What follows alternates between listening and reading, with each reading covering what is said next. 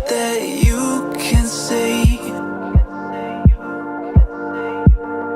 I'll take us back to times when lives were similar and times that all seemed easier. Don't be afraid, I'll be the one to guide you through this endless maze. Don't look so sad, your crying eyes won't dry. You gotta drive with both headlights so we can see the world and we'll run away together like you.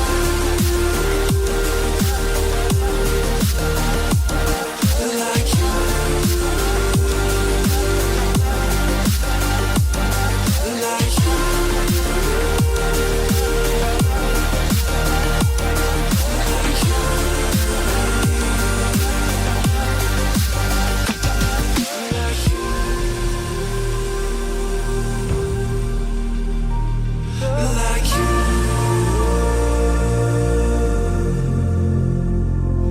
Like you.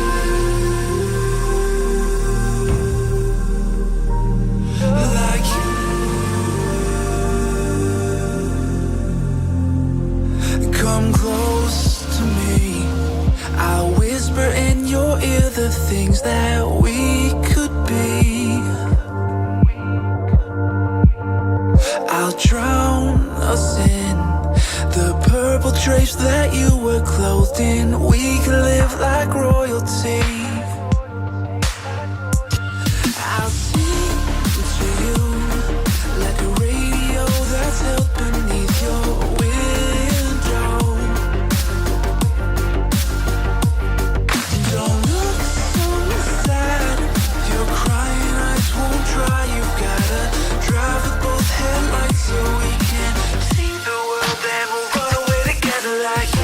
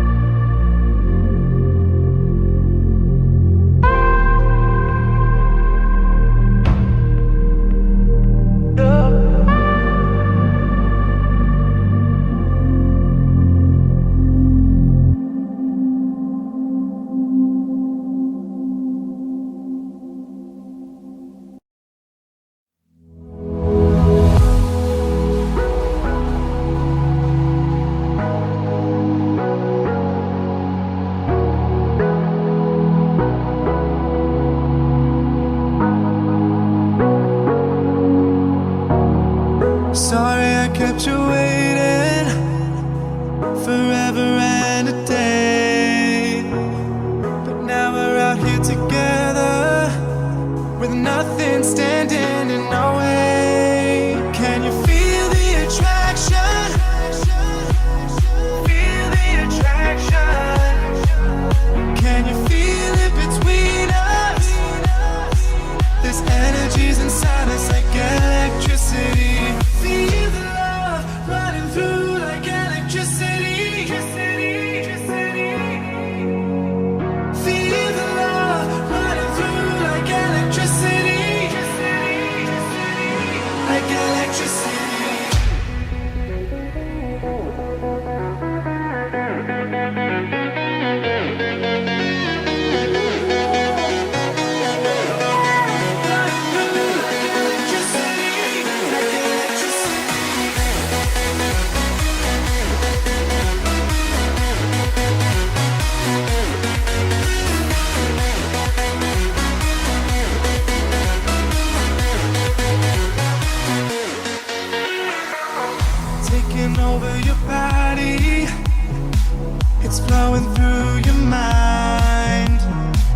This feeling's got me on fire.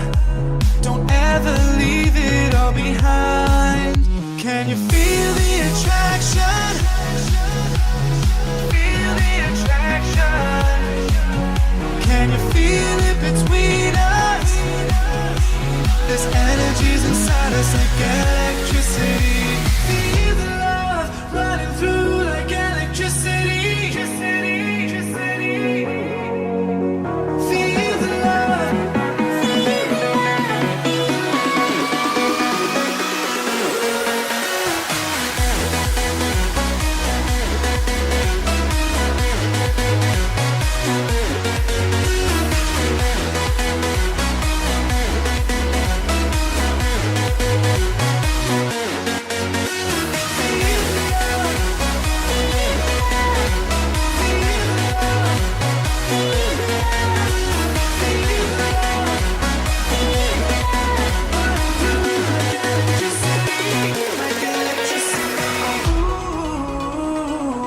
Can you feel me?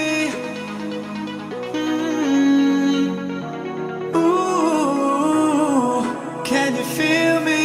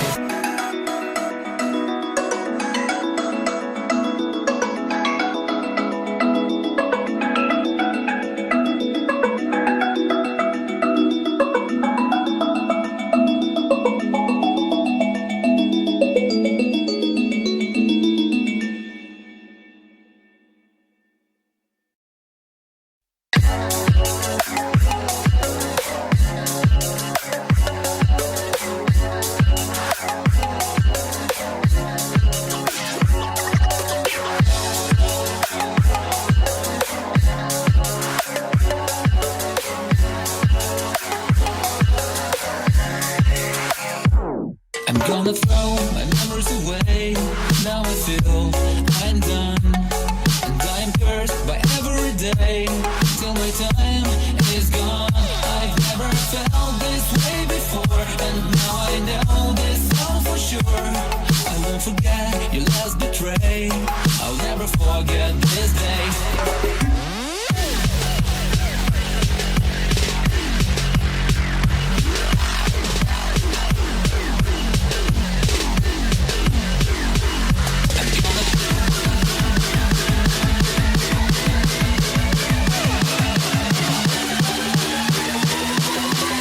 I'll never forget this day.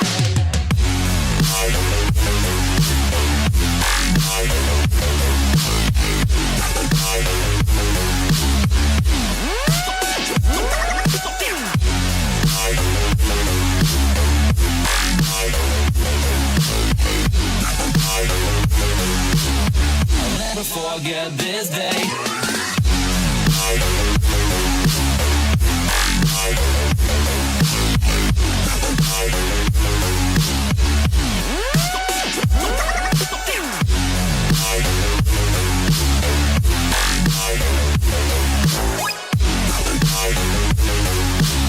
I'll never forget this day.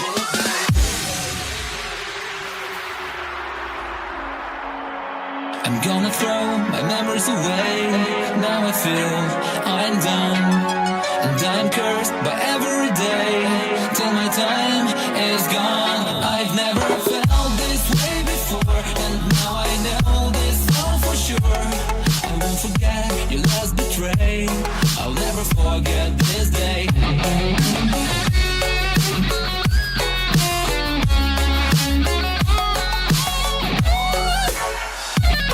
I'll never forget this day.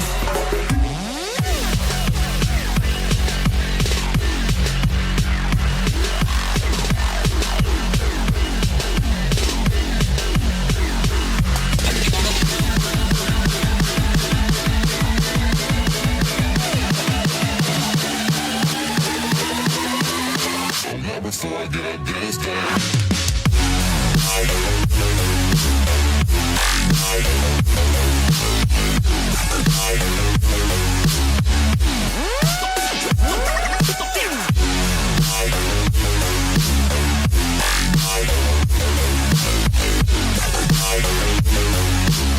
I'll never forget this day.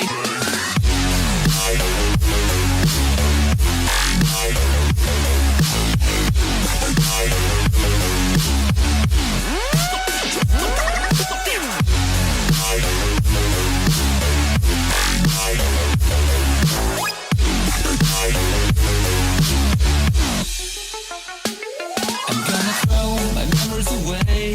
Now I feel I'm done, and I'm cursed by every day till my time is gone. I've never felt this way before, and now I know this all for sure. I won't forget your last betray. I'll never forget this day.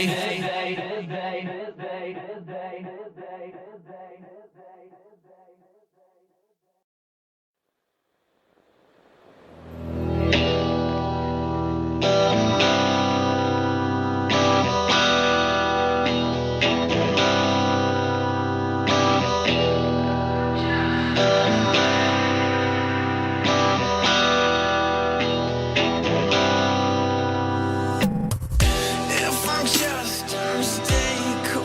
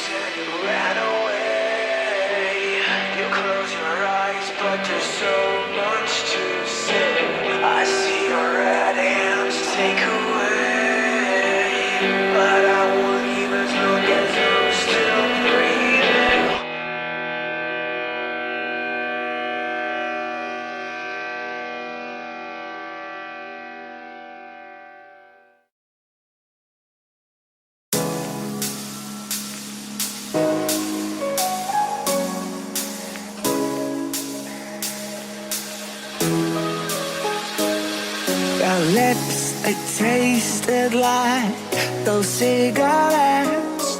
Staring at the moon, we'd go to bed. In my arms, you're safe and sound, without a threat. And I can't wait to see what happens next. How far can we get if we sail a little bit high, a little bit low?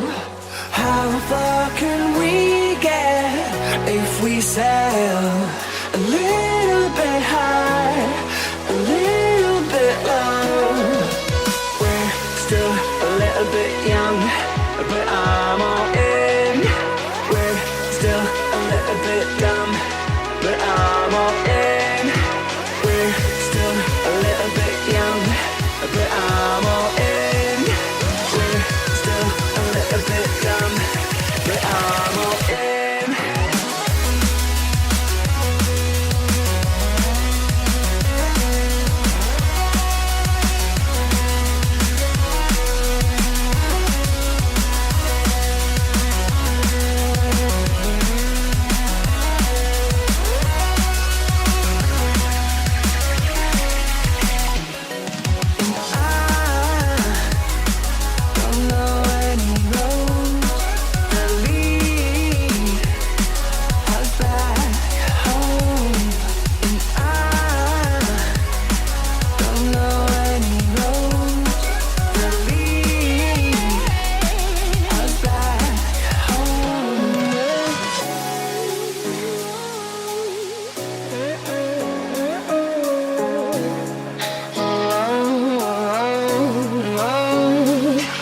Our lips, they tasted like those cigarettes. Staring at the moon, we'd go to bed. In my arms, you're safe and sound, without a threat. And I can't wait to see what happens next. How far can we get if we sail a little bit high, a little bit low? How far can we get if we sail a little bit high, a little bit low? We're still a little bit young, but I'm all in. We're still a little bit dumb, but I'm all in. We're still a little bit young, but I'm all in. We're still a little bit dumb, but I'm all in.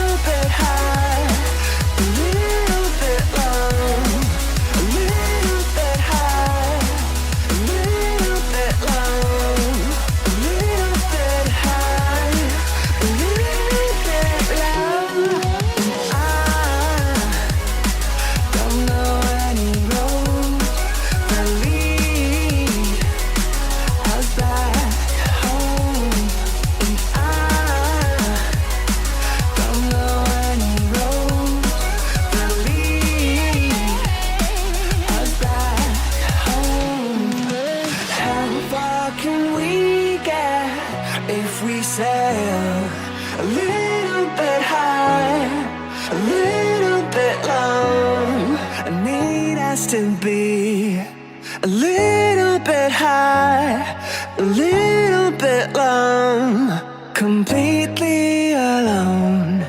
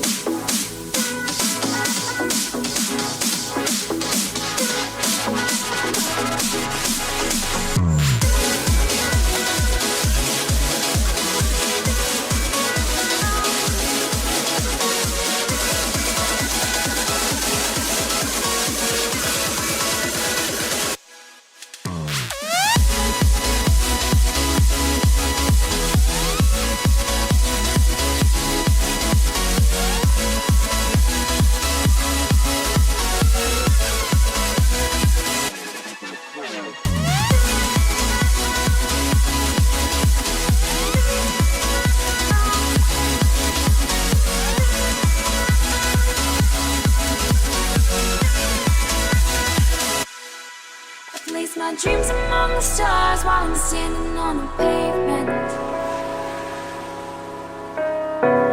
Spinning around, lost and found, just trying to make a statement. Lift the weight off my shoulders and set me free. Let the birds in the sky is where I'd like to be. Without gravity to hold us down, together we'll lose sight of the ground.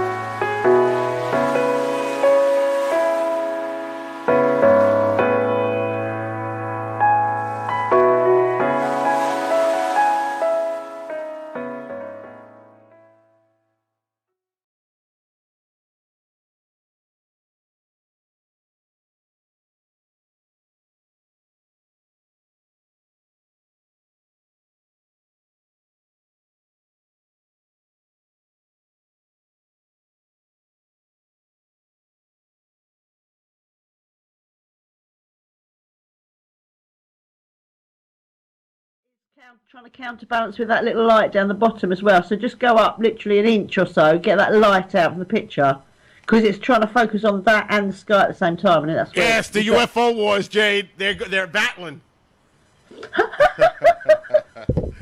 Now, okay, thank God, I found my lighter. I need. I really need a drink. I need a drink. You need a drink and a joint. I really need a drink. I'm really thinking of getting the tequila out and doing some straight up shots. I'm not kidding. The only reason I won't do it is because I know I'll fall asleep. But I need a drink. Seriously. After all this, I need a drink. It's been incredible. But the lightning is pretty cool to watch. I should point it higher. Yeah, go higher because it's not.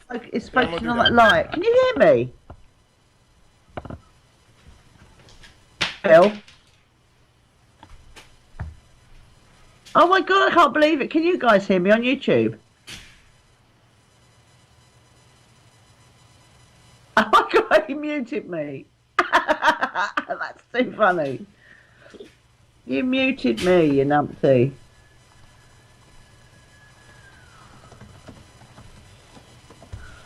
Okay. Can you hear me, so Bill? Now, I muted you. I did no such thing. Well, I'm talking and you can't hear me. Can you hear me? I didn't even touch anything. They can hear you. Oh, yeah, but you can't. No, I was outside. There's a delay, remember? Oh, you can hear me now. Okay, it's all right. Yeah. I mean, let's not jinx it now. We just got the thing I was working. going to say, for Christ's sake. I mean, really. I mean, I'm actually pulling my hair. Well, I don't have that much hair, but I'm like really, really, really in a mood right now. You don't even know. I just don't even want nobody to come into YouTube because you know what? You're gone. Ban. Bye-bye. It's going to be quick tonight. I'm going to be... Oh, man. I am just... I'm on the edge right now. It's like, don't push Bill tonight. It's just not a good night. And Bill's usually a good guy. But tonight... Woo, Anyway. Brian wants to come into Skype, so I'm going to bring him in. And hopefully... Which one of your friends has the most calming influence? Quick, call them. I'm usually... Here comes Brian. What's up, Brian? Just not a good night. What's up? Good guy. You got to mute.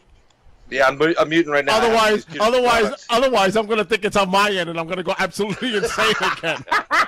So... Once again.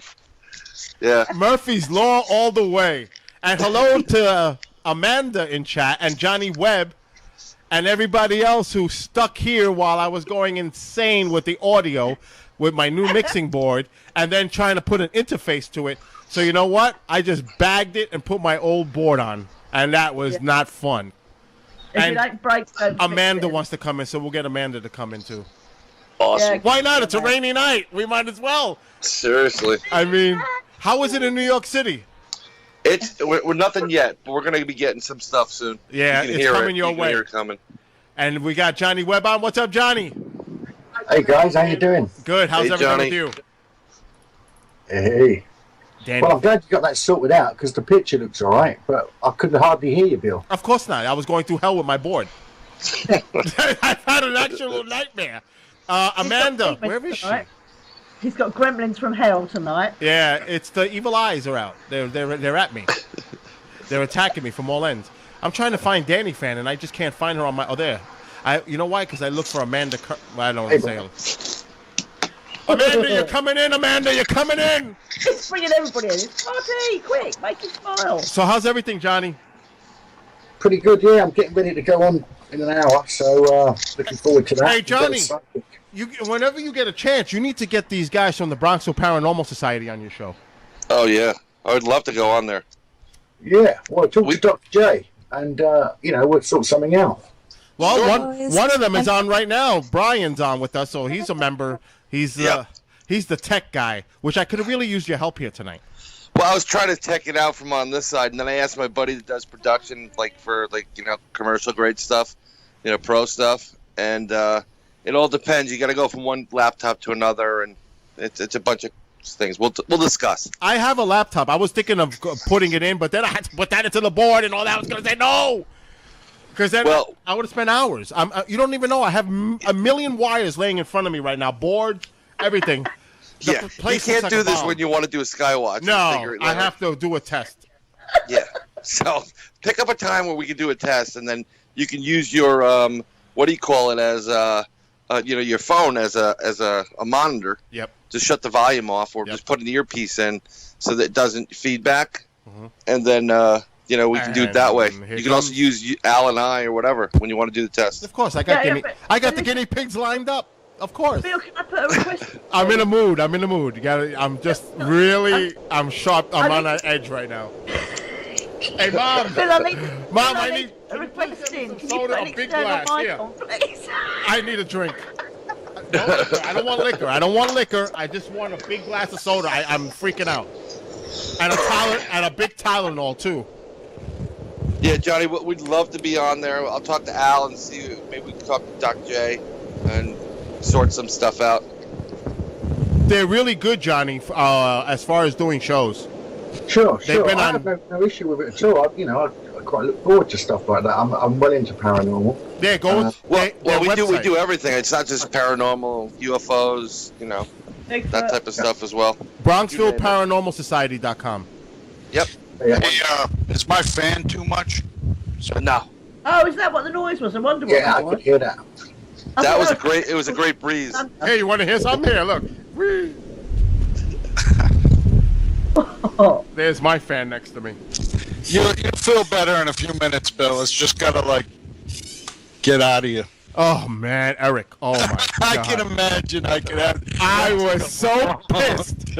When I tell you I was pissed, and you know me, I'm really calm. Oh, jeez. I never really lose my cool, but being that it's 100 degrees in my house, plus with all this craziness, on the night of Perseus with a thunderstorm. Oh man, just no good. This is the camcorder, by the way. This is not the night vision camera. Oh, It's a great shot.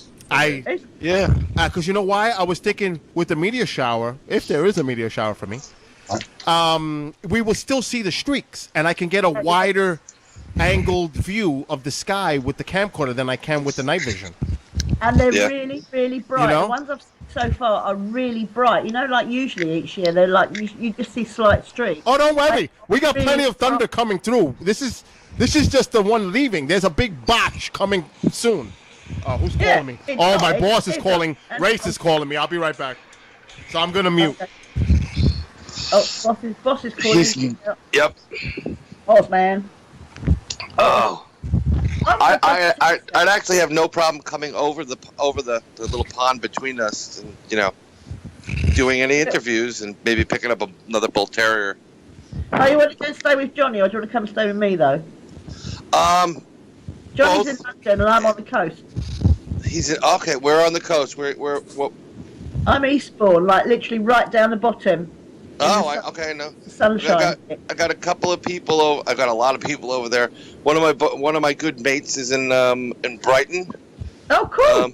That's so a lunatic in Chat Lunatics from Shoreham. She's just along the coast from me. Yeah, it's and then you've got Malcolm Robinson. You know Malcolm Robinson. He's Hastings. Going to see him on Saturday. He's in the next town along. So you've got quite a lot of us along here. Oh, I spent a lot of time before going into college or university here. I took off about a year and I was over there. Used London as a base, and just kept going back and forth in different places. And I'm like, yeah, I could live here. It's a little bit too expensive, but I could live there. I'd stay in a box if someone could get me to England. Oh, bless you. We could do a house. I don't mind doing a house swap. I want to come out there so badly. Well, I want to pick up some of those phone booths. Yes, I know, aren't they epic? Those are great. They make good showers.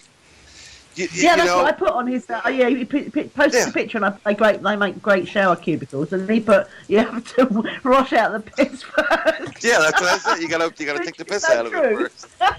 Yeah. Come on. That's a gold mine. I don't understand why no one's mining it right now and shipping those suckers all around the world. I mean, besides the fact they weigh a ton. You'd think, wouldn't you, really? It would probably cost a fortune in shipping costs.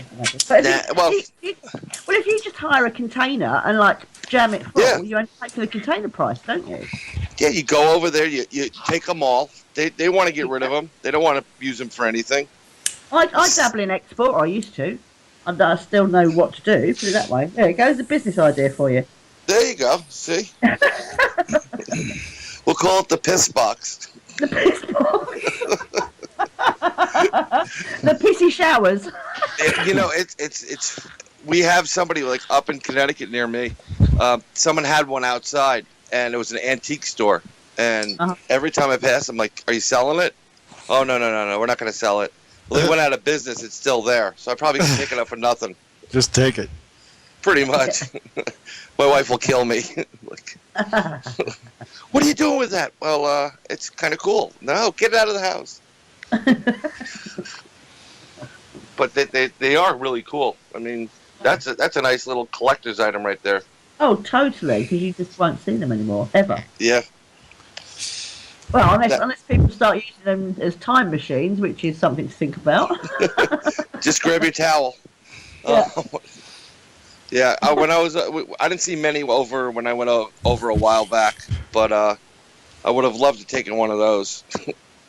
Came very close to take up Bobby's hat. Yeah. I was just about to grab this your police officer's hat. Literally, I was at a high point.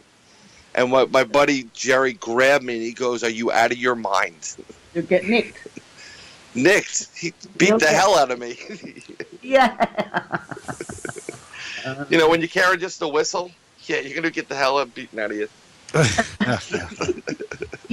Grab it and run. Woohoo. Yeah. I wasn't a Jesse Owens type either, so he would have caught me. But it was almost 3 a.m, so it was fun. Yeah, cool.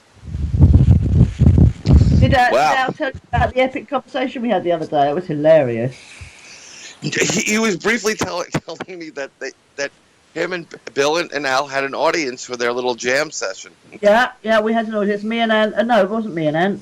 Oh, it was me and my friend here. That's right. Yeah, it was me and my friend Mickey. She was sitting here with me, and they were doing this jamming session. It was hysterical, absolutely hilarious.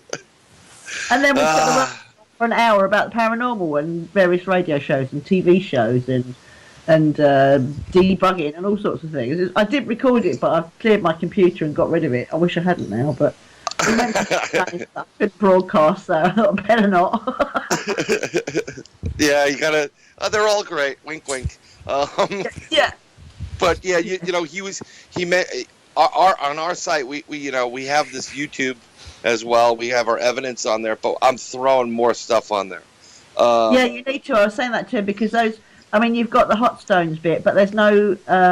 I mean, I looked at all of your stuff, and there's no intro. There's no explanation as to what it is you're filming. Just make it a bit longer, basically, so you can stick it on your site. That's all. Oh yeah. I mean, the problem I'm having right now is I'm the solo project doing all the video work. Yeah.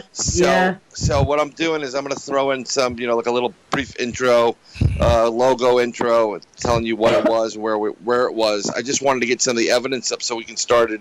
We did an interview, and I couldn't just upload video to the site because it would just crush my site. So, yeah. But yeah, we're gonna improve that, and then we're gonna put up. I just found actually when we were doing that investigation of some of these sacred stone temples, structures. Yeah. I just listened to some EVPs, and we caught some pretty interesting EVPs. Nice. So. Nice. See, while I'm trying to get you on radio shows and things, I want to give them your website or anything you've done, so they can say, "Well, that looks fascinating," or I've read a blah blah blah blah blah, and they can go, "Yeah, we want them on." Do you know what I mean? So yeah, so I can sell you if you like. You're reading my mind. Pardon? Heidi, are you reading my mind? No. Why? What? Because Brian's name seemed familiar. Apparently, we're already friends on Facebook, and I was thinking the exact same thing. So, the problem is we have this evidence, right? And we're going through it, and it takes time to go through it, and we're technically new, but we have a lot really, really good experiences so far. Yeah. And it's just, we're not like 15 years in and have like a plethora of stuff.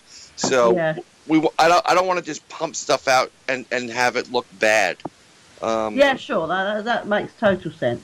I mean, at the end of the day, as I said to Al, when I'm sort of asking someone, it would be like they've got a project coming up and they want to promote it, or do you like charge for your services, or is it just a case of, is your house haunted? Would you like us to investigate it, sort of thing? We don't charge for our services whatsoever. Oh. We're more than happy to help out. Oh, actually, Bill. Oh my God, it's a Sasquatch. Jesus! It's a Sasquatch. It looks like Bill. We don't charge for the services whatsoever. What we do is we want to help people out, and we do that also with other groups. I mean, we're probably one of the few groups that we're willing to share information and help people, because I've reached out to Amy Allen, on the Dead Files. Oh yeah. Well, she follows me on Twitter as well, so she does see my post. But I've actually private messaged her. She's obviously a bit busy at the moment. To say, look, because I don't know how they do their show. I don't know whether they send an investigation team in first. I presume they must do something like that before they roll their show. Yeah, I would think so. I was going to push you for that. For that. Yeah, but she hasn't got back to me yet. We'll see. It's all good, and we appreciate all the help, and we can push your shows and everything else on our site. We'd definitely love to link up, because that's what it's all about, isn't it? Everybody's helping each other and sharing information, and that's the whole idea of it, really. That's what I think. Right. Anyway. I mean, some people, I've come across some individuals that are just so, I don't know, they're snoot in the air. Yeah, so self-centered and selfish, yeah. No, somebody's calling me, but I can't call. I'm doing the... the lightning is getting crazy. Coming back to... You can start the party now. I'm here. Oh, hey, Jade. Oh, no. What's up, Jade? We have some snooty people out there because they have a book or whatever, and it's like, it's great. Thank you for writing a book on the same subject that everybody else has been writing the book on for the last 40 years. Yeah, exactly. It's kind of like making a new movie, like make The Wizard of Oz, but just with Asian people, Oh, I'd watch that. Well, you may watch that if you put some kung fu in it, like like that.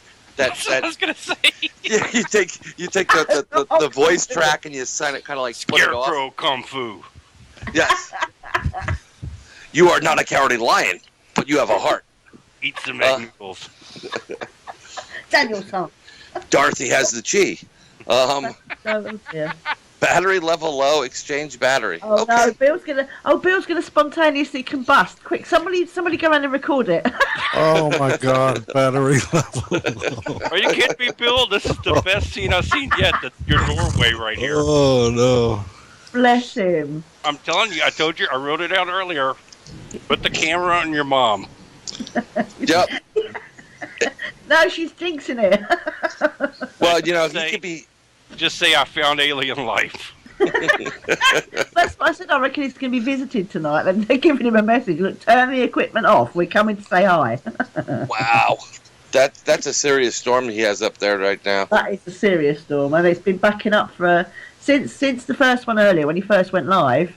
We were both looking at the radar, and it was literally within 10 minutes it was clear behind, but then literally about 50 miles up the rear and following the same track there was this cell that was just growing and growing and growing. This is it. I haven't got the radar up now, but it's obviously epic. 50 miles up the rear. Boy, I never thought I'd hear that saying again. Oh, that's a new book. Oh.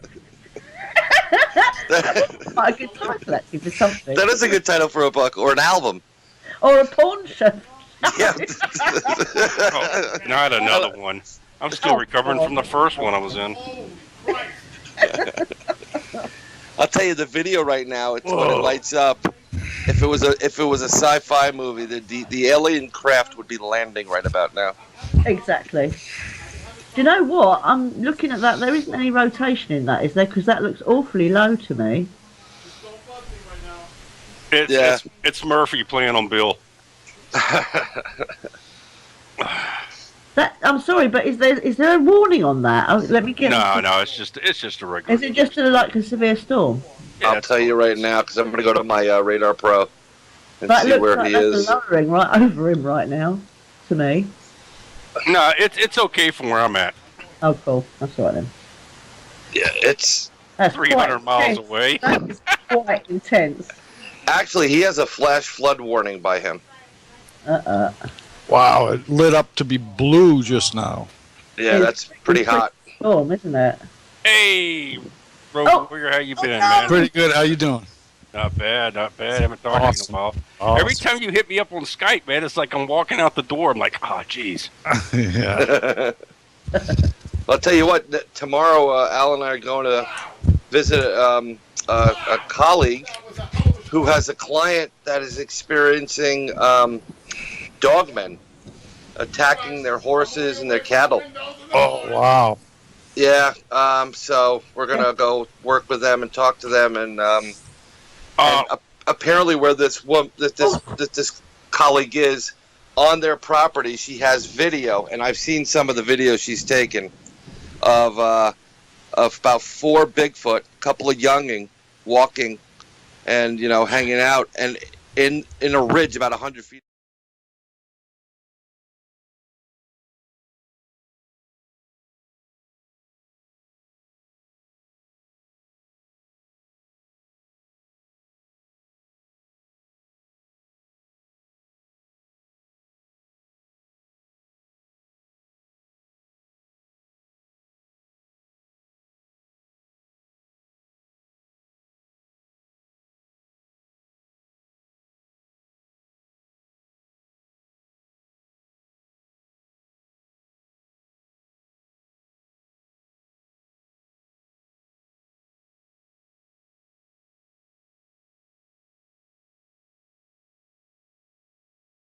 I'm telling you, Murphy's Law tonight, boy. Woo! Bill, Wow. is it the storm that's making your camera cut out? It keeps saying low battery. No, right? I have it plugged in, and the plug keeps coming out. So, because I'm pulling the wires to get them inside the house.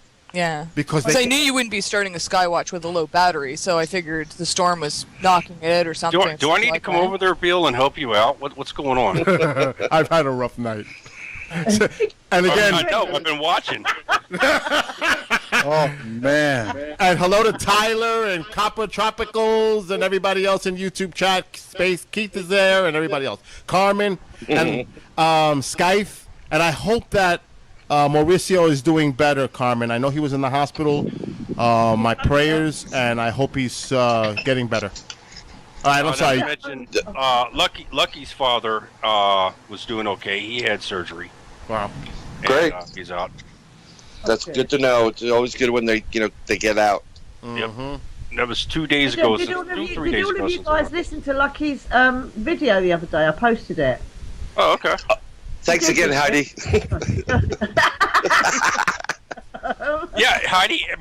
I'm actually going to go outside. You guys keep going because I want to see if I could get out there with the.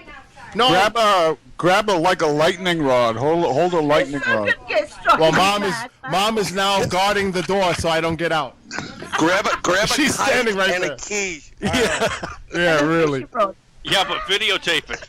I was Yeah, thinking the it's same not- thing with Can you the please get me key a and glass the of kite. soda? I'll sneak out when you get my glass of soda. That's a Ben Franklin reference. I'm kidding. That door is bothering me. Well, it's not bothering us. Don't worry about What it. the hell is that bright? What's that Please bright don't spot do that. between the trees, though? I saw that bright spot right there. You see it flickers every once in a while? Yeah, that must be another light Oh, behind it. yeah. Yeah, that's been there for a while. What is that? Huh. Could be an alien, Bill. The timing's different than the lightning. Yeah, it is. It's been there for ages. Well, the one on the floor is a solar light. Yeah, but that little. But that one in the trees, That's weird. it is weird. It is weird. Look at that. It could be further away, maybe. That's probably what's going on. Yeah, and it's light. But see, remember, my road. I don't have lights.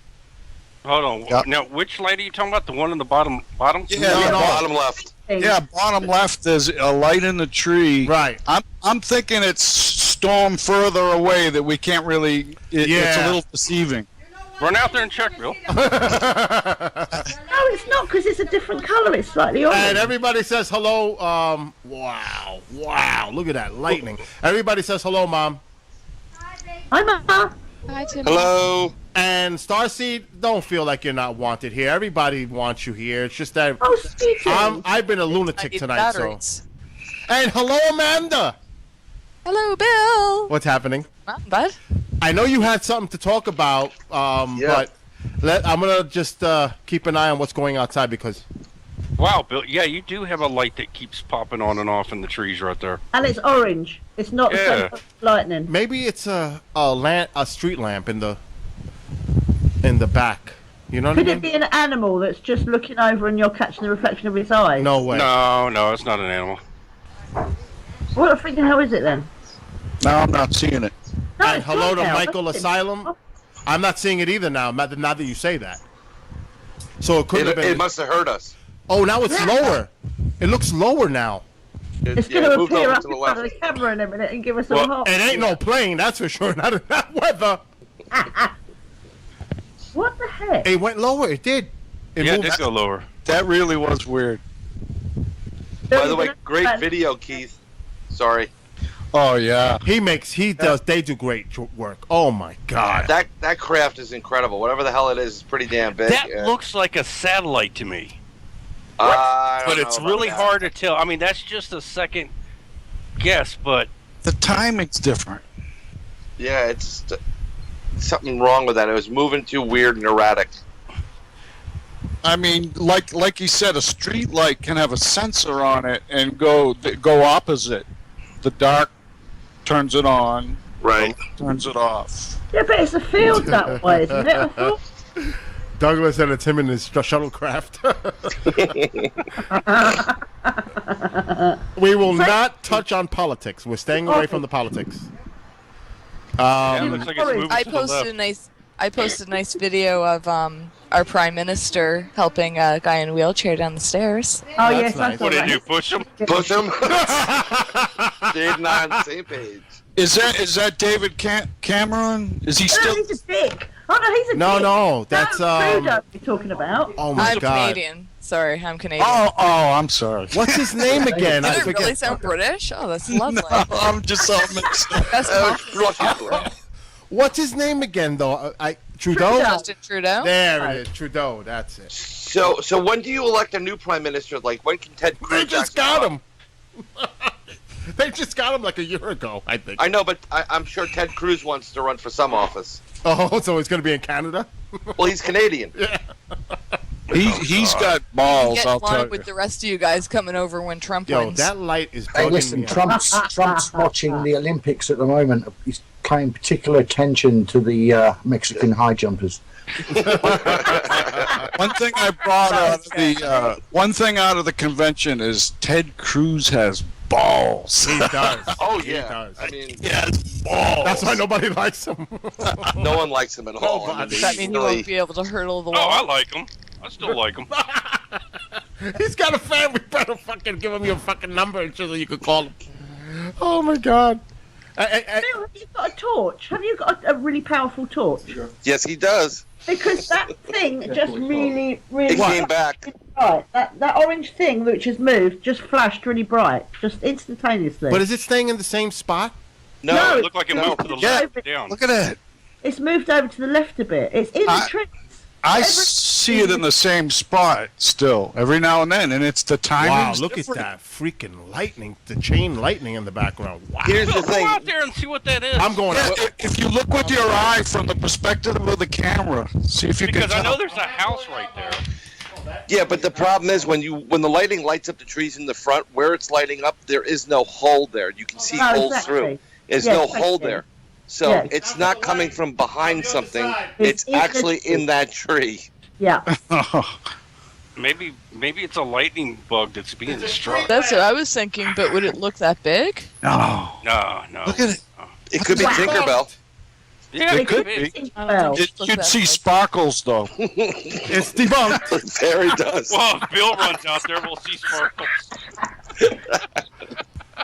You guys are bad. I think we're all a bit happy. Oh, look, it's Harry Drew. What's up, Harry? Where? Harry Hello, Drew is in Harry. chat.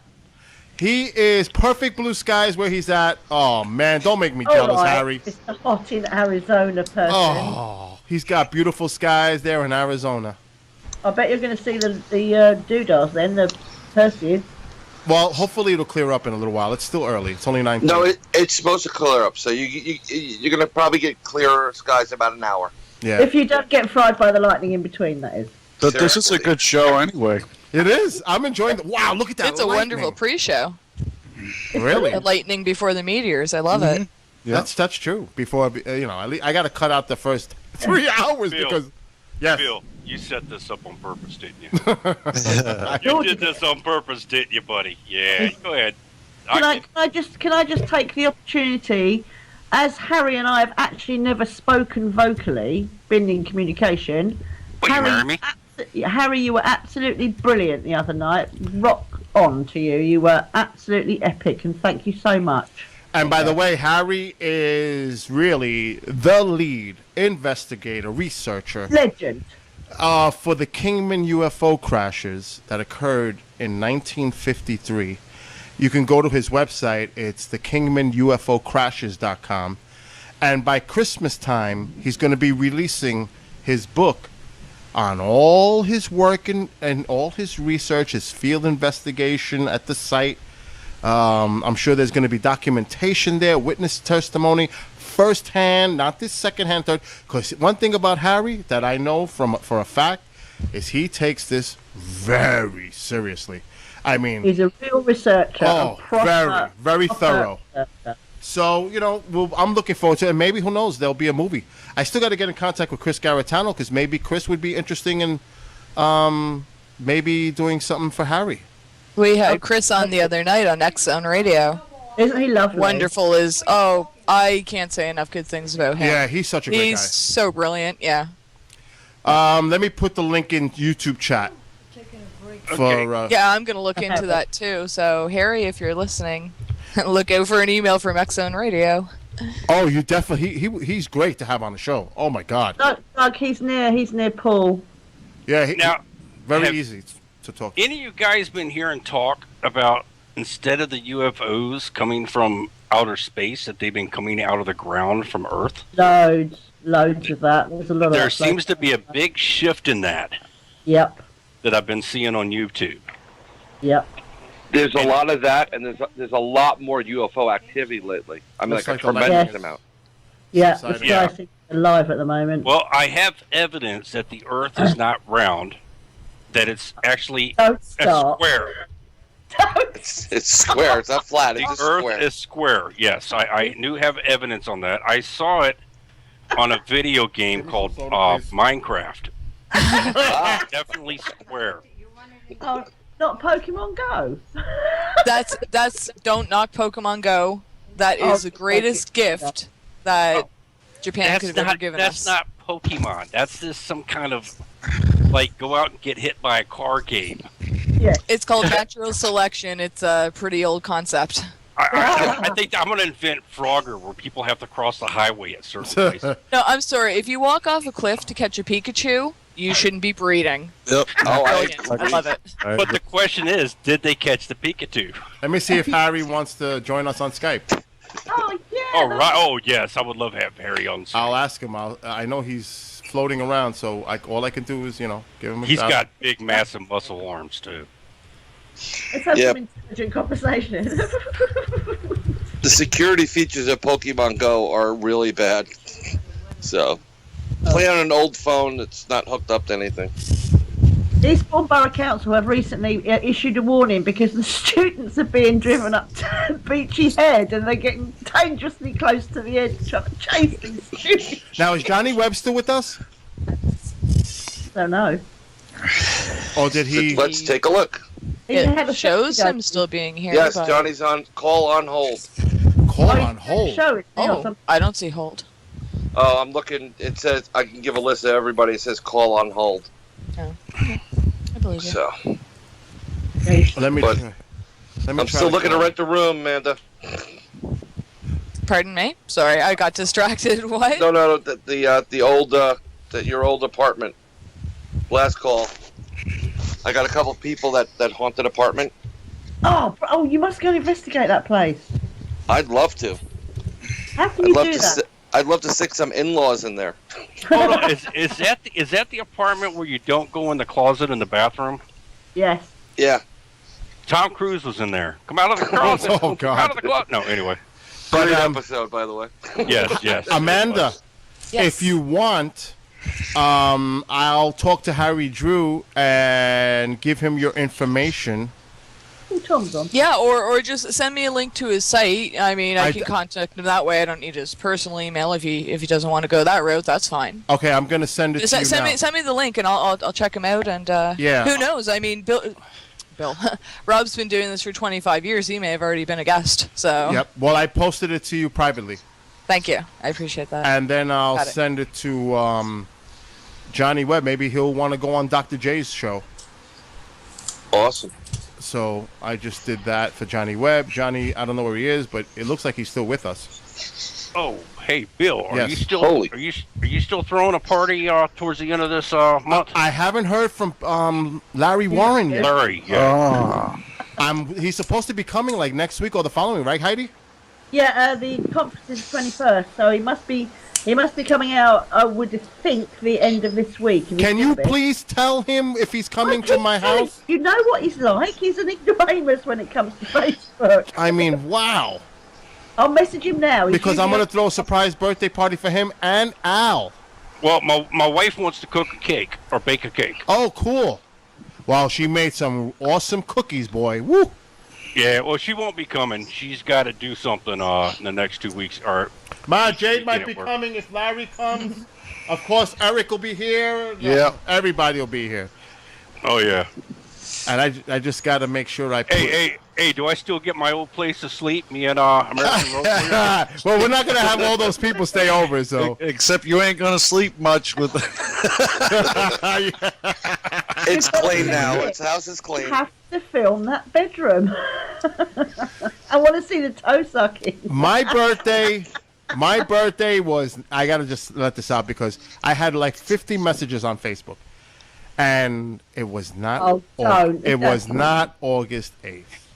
My birthday is April Fool's Day. Oh, It's the April August 8th Fool's birthday. that's Day. my dog had. My dog had the same birthday. How nice. Cleo. So April 1st. And hello to My- Tom Jensen in chat too. Well, go ahead. My first marriage was on April 1st. The joke was on you, huh? It was. Yeah, it was. Well, they don't have April Fools over there in the Czech Republic, so it wasn't. Oh, okay. Well, I'm going to go outside. It looks like the storm is moving away from me, so I can put the camera back outside. I don't think it's going to rain. So, oh, man, I just got hit with the skunk. Oh. Jeez, it's unbelievable tonight. It's just more and more. Don't trip when you're walking out the door. Oh, I got a million. If you saw this, it's so horrific. A matter of fact, I'm going to show you guys what this room looks like right now. It is a bomb. A bomb. That's man, the way he keeps things clean. I know his house was I'm getting spotless rid when I was. of the light in the tree. I'm sorry, Bill. You're just going to have to go and investigate what the heck that is. It's really bugging me now. Well, the light on the bottom is a house. I can see that. I've seen No, that. the light at the bottom is a solar light. It's one of the garden solar lights. But that one in the tree is really bugging me. That could be someone's light that is triggered by. Well, no, it wouldn't be a motion detector. Well, it's moving actually, so it's going from the right side and it's going at an angle down to the left. Yeah. So whatever it is moving. They're watching you, Bill. Oh, They're waiting to pounce. Really? Maybe it's the reptoid that, or the is it the reptoid? No, it's a bug one, isn't it? They've got a white one. See, it's really bright, flashing really bright. Oh my days! What the hell is that? Oh, that's his monster. There's the alien. Low battery. Telescope. UFO beer. Oh my God. Monster beer. Battery low power. Plug in. It's gonna have a meltdown. Stop. Put a little super glue in that plug. You're supposed to lick it before you put it in, Bill.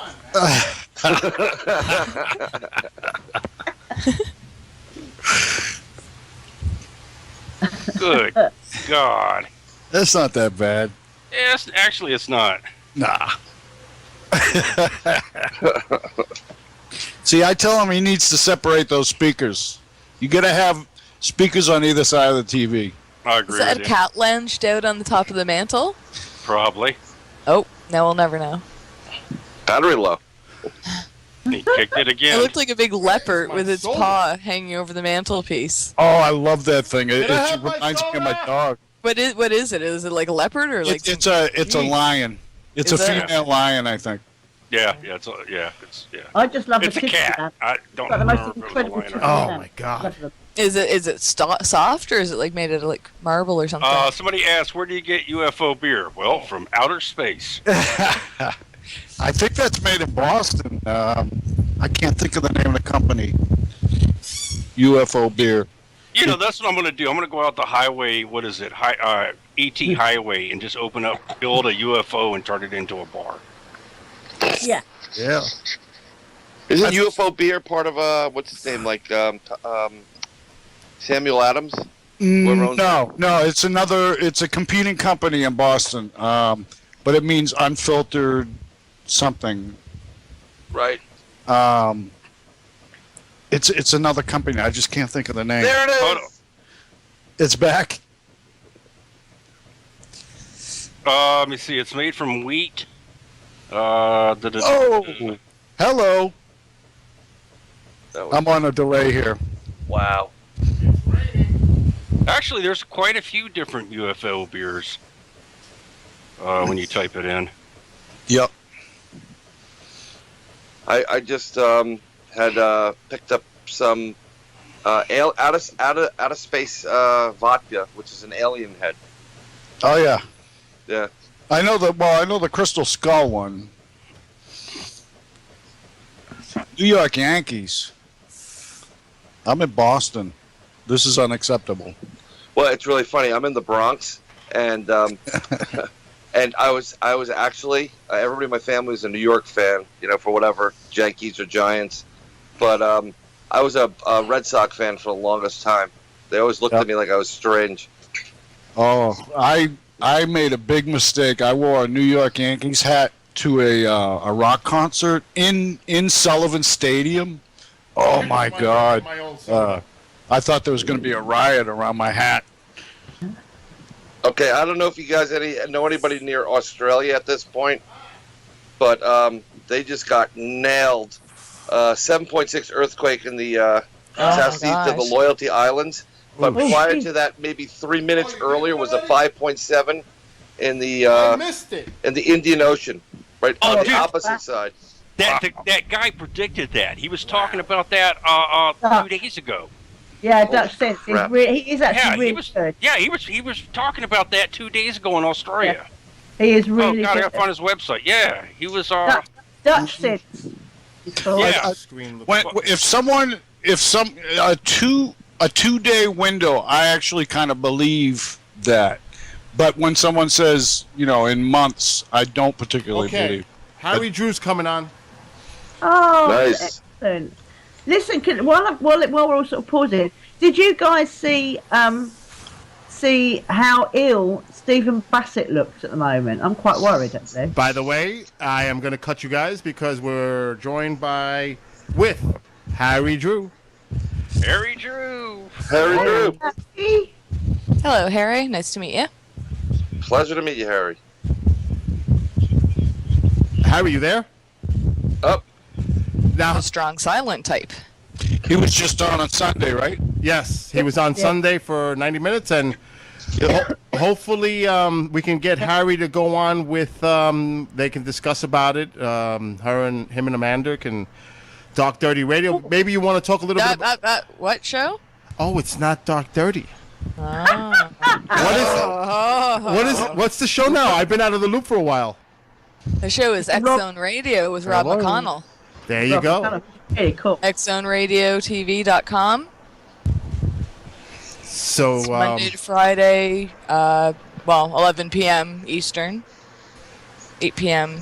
Pacific. And he's a really good interviewer. Really. excellent. Oh, he's incredible. Yeah. Very good. He's been doing it. He's been doing it for 25 years. He's interviewed over 3,900 people. I mean, and people keep coming back over and Yes, over. Harry, can you hear us? I don't know if Harry can hear us. I think. Huh. Yeah, Harry? we could hear him for a second, right? Yeah, my I thought I heard him for a second. No, I heard him. I saw his thing lit up. All right, guys, I've got to leave you now, yeah, because I've got to get on and do the show. But Johnny, Brian, by the way, to quickly, Jay, and I it's got a interesting quick question talking for to you. Have you ever had Harry Drew on your show? No. Okay, As far as I know. all right. Well, he's a great guest. He's the Kingman UFO crashes. I'll give you his information, and we're trying to get him on now with us. Okay, that'd be cool. Nice talking to you, Johnny. Have a good show. Have a good night, Johnny. Yeah. Have a great show. Have a good one, Johnny. All right, guys. God bless you all. You too. God bless. Bye. Cheers. We really could actually use it all. If you I think I hear him. Yeah. There he Oh. is. There he is. Mr. Drew? yeah, I've got so much background noise I can't pick you out. Okay, we can hear you now. We just weren't hearing you. No, I'm hearing the background. Mute your YouTube. Oh, you gotta Oh, yeah, you got to mute YouTube. Turn the volume off on YouTube. just mute it. Yeah. There we go. Somebody's got some serious wind in the background. Oh, that could be me. Is it me? You've been eating beans? Yeah, I'm I'm gonna just die picking if I up turn it background off. noise pretty much. If there's a secret to tune them out, send me a message on the. Do you still hear it, Harry? Because I don't hear much noise in the background. Yeah. I can hear Harry clear. Because we can hear you clearly. The only thing I can say is shut your YouTube down. Shut your page, because you're probably getting a lot of background noise from your own end on your YouTube. And Yeah, you're- I can hear it faintly, but I don't see anyone's profile box glowing. If that makes sense. Yeah, when you I don't know Yeah. who's it's coming from.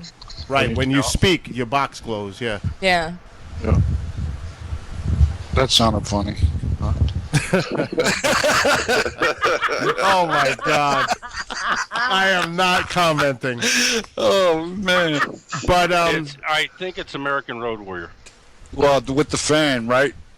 All right, let me try and turn this thing down. Yeah, I hear a lot of. It's the wind machine, but I mean, I'm dying over here. All right, it's down. There we go. Yeah. It's too much background noise. He's saying. He's messaging me to hear us. Any suggestions? What we could do is let Harry talk, and everybody mute. Yeah, Yep. everybody. And then if you guys want to ask him a question, then I'll go around and I'll stop talking with him, Well, and then. Right, muting. It sounds like a good group, and you're having a lot of fun. Yes. I cannot understand. Well, I'll introduce you one by one because each person has their own interesting background. My friend Eric, American Road Warrior, he is a MUFON field investigator in Boston, Massachusetts. He's been involved with the sky watching with me from the very beginning. Me and him pretty much started this together. He's very involved in ufology. He's been doing this for many years. Amanda Curran, she's the newscaster and producer of. Go ahead, Amanda. X Zone Radio. There you go. And I'll let you introduce you. You can introduce yourself more in a second. My friend Jade. Jade is ex-military personnel, and he had really an interesting experience. Actually, two of them. One while he was in Iraq or Afghanistan, I can't remember, where they saw a craft, a triangular craft, without noise. And then he had his own personal encounter back in, I think it was the 70s, is it? Or the 80s? Jade?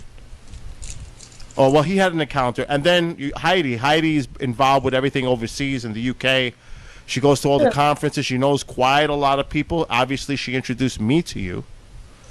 So you know of Heidi. So pretty much that's our cast right now that's on with us right now. So, and now I'm going to mute. And Did you get Brian?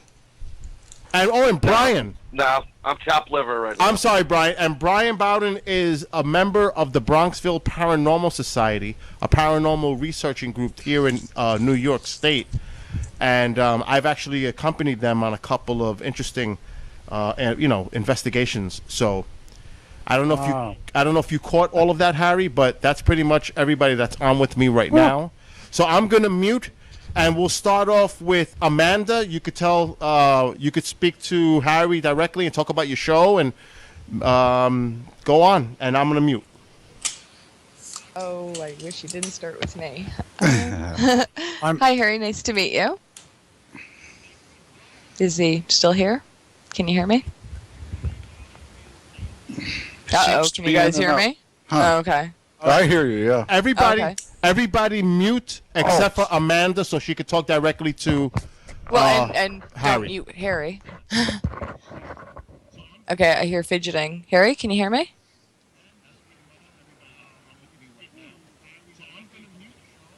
Is anyone hearing Harry? Because I'm not. I hear something very faint in the background. Yeah, I hear Bill very faint in the background. I guess maybe somebody's YouTube is in the background. That might be his. Wow. I hear someone. Oh, okay. So, all right, I'm going to be quiet now. So everybody mute except for Amanda. And Harry. No, I don't know what to say, really. I try to help Rob McConnell of X Zone Radio to get guests, and I was just hearing what Bill had to say about you, so I'd like to check out your site and have you on if time allows. You said you were going to have a book out in December, I believe it was, so I'm not sure if that's done or if you're in the midst of promotion right now, but have you heard of Rob McConnell? Have you, I'm not sure. I'm not hearing him. I know. I'm not hearing Hey, Harry, you got to turn off your YouTube. Yeah. The best thing to do is open the volume mixer on your and make sure the volume is up on Skype, but not on other applications. No, I can hear it repeating coming from Harry's in right there. Yeah, he has. I think he has the YouTube on. Yeah. You have to mute the YouTube. You have to lower the volume on your YouTube. Otherwise, you're going to get all that background noise. No. Do you know whereabouts Harry is? Arizona. Is he experiencing any storms or? No, he's got perfectly blue sky. Oh yeah, that's right too. He's in Arizona. Yeah, no, I remember reading that and hearing you say it, but I forgot that it was his post, yeah. Oh. I can hear him fidgeting with his mic. I know. His box glows once in a few seconds, and he's doing something on his end. There must be Hopefully he can resolve his issues on his end. Well, I mean, if he can hear me, I mean, you know, you sent me his contact information, Bill. I'll definitely be in touch. And like I said, I mean, I'm not good enough to be selling like this on air. So I'll just send him an email and I'm gonna screen share with him a second. Got it. I don't know if I can. Did he leave? No, he's got it. He said he fixed it. Oh, he did? Yeah. Harry, can you hear us? Hey, Bill. Arizona Land calling. Oh, there he is. All right. So there's Harry. Did you catch anything that we said?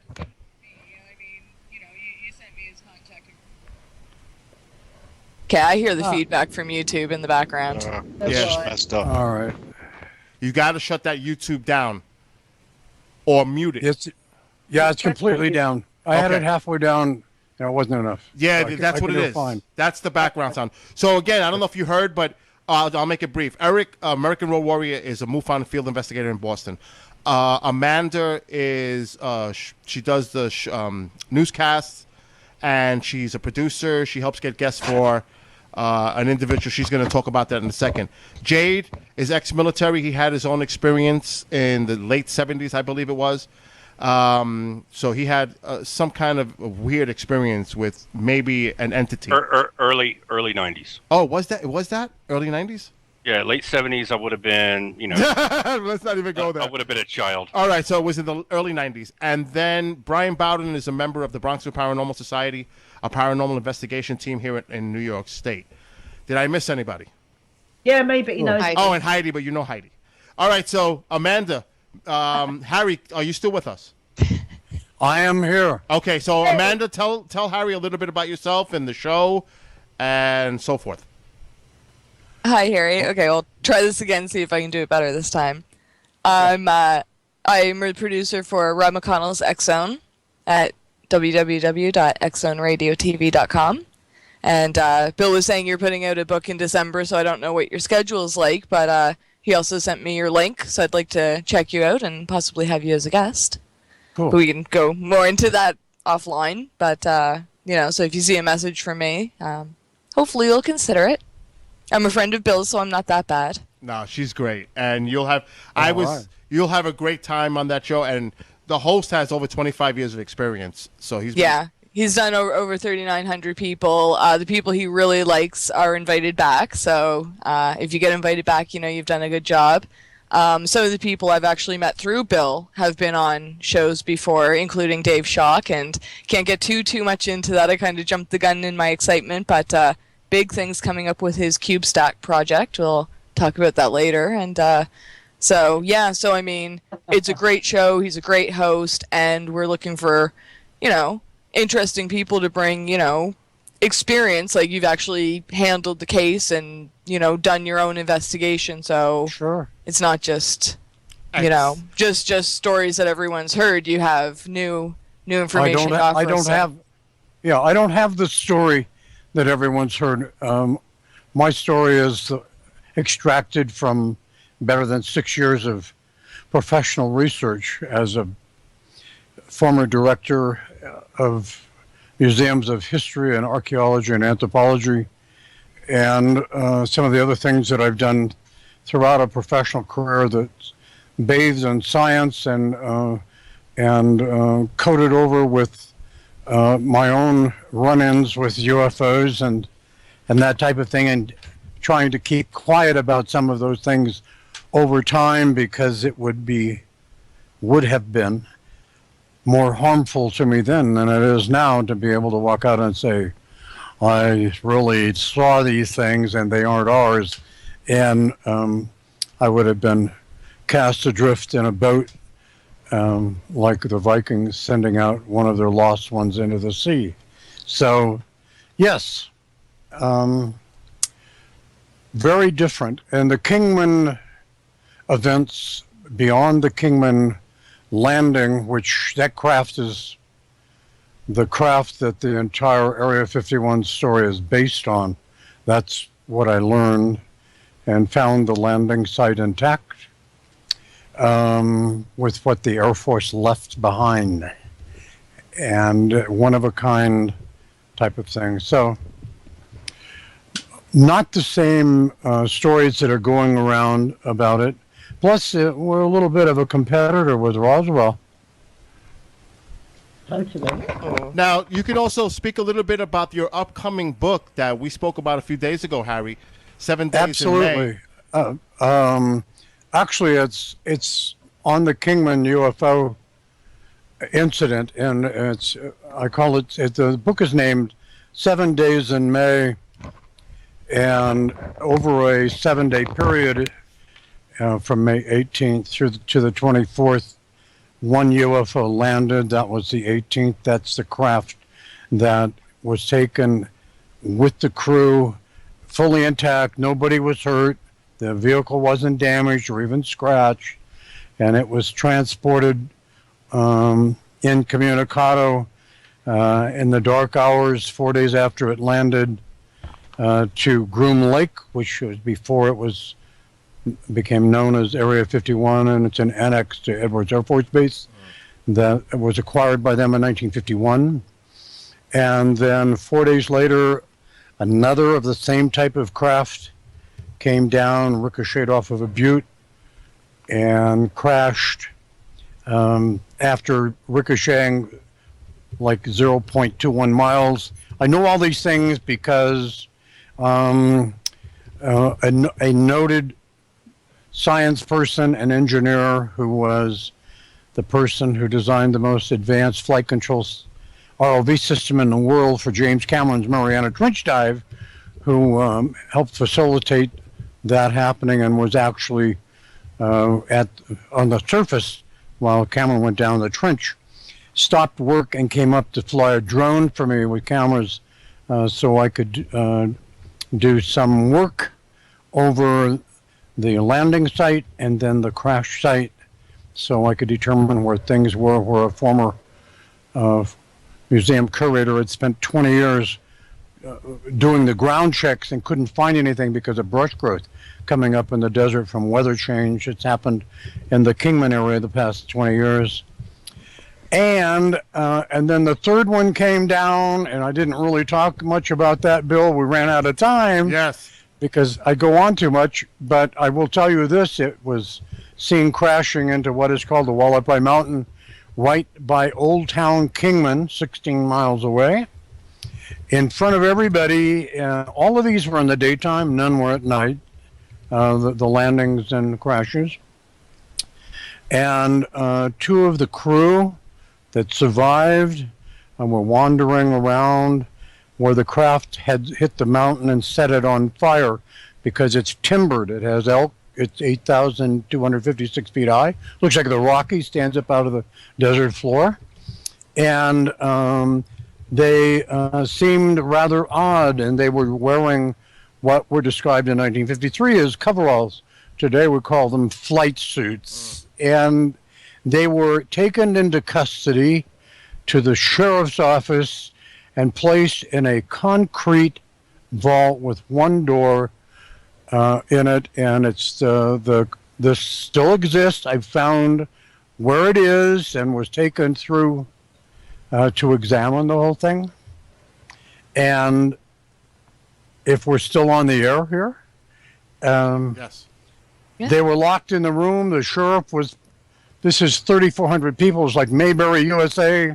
A deputy went out to get the sheriff, and the next thing you know, they come to check the room, and the two, as a newspaper reporter who saw this happen, wrote, the two strange-looking men vanished out of a room that was inside the sheriff's office.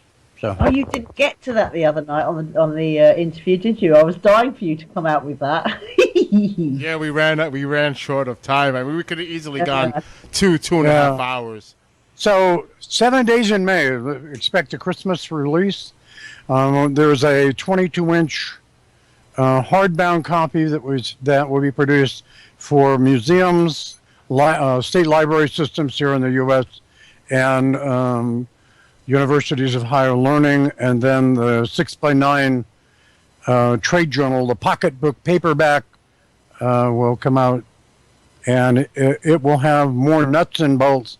The big one is full color, acid-free paper, archival, and it's full of photographs from during my field work, along with plenty of information to dispel all of the rumors and tall tales that have been told for over 30 years, and mentions a few other things that are kind of asides that challenge even the preeminence of Roswell.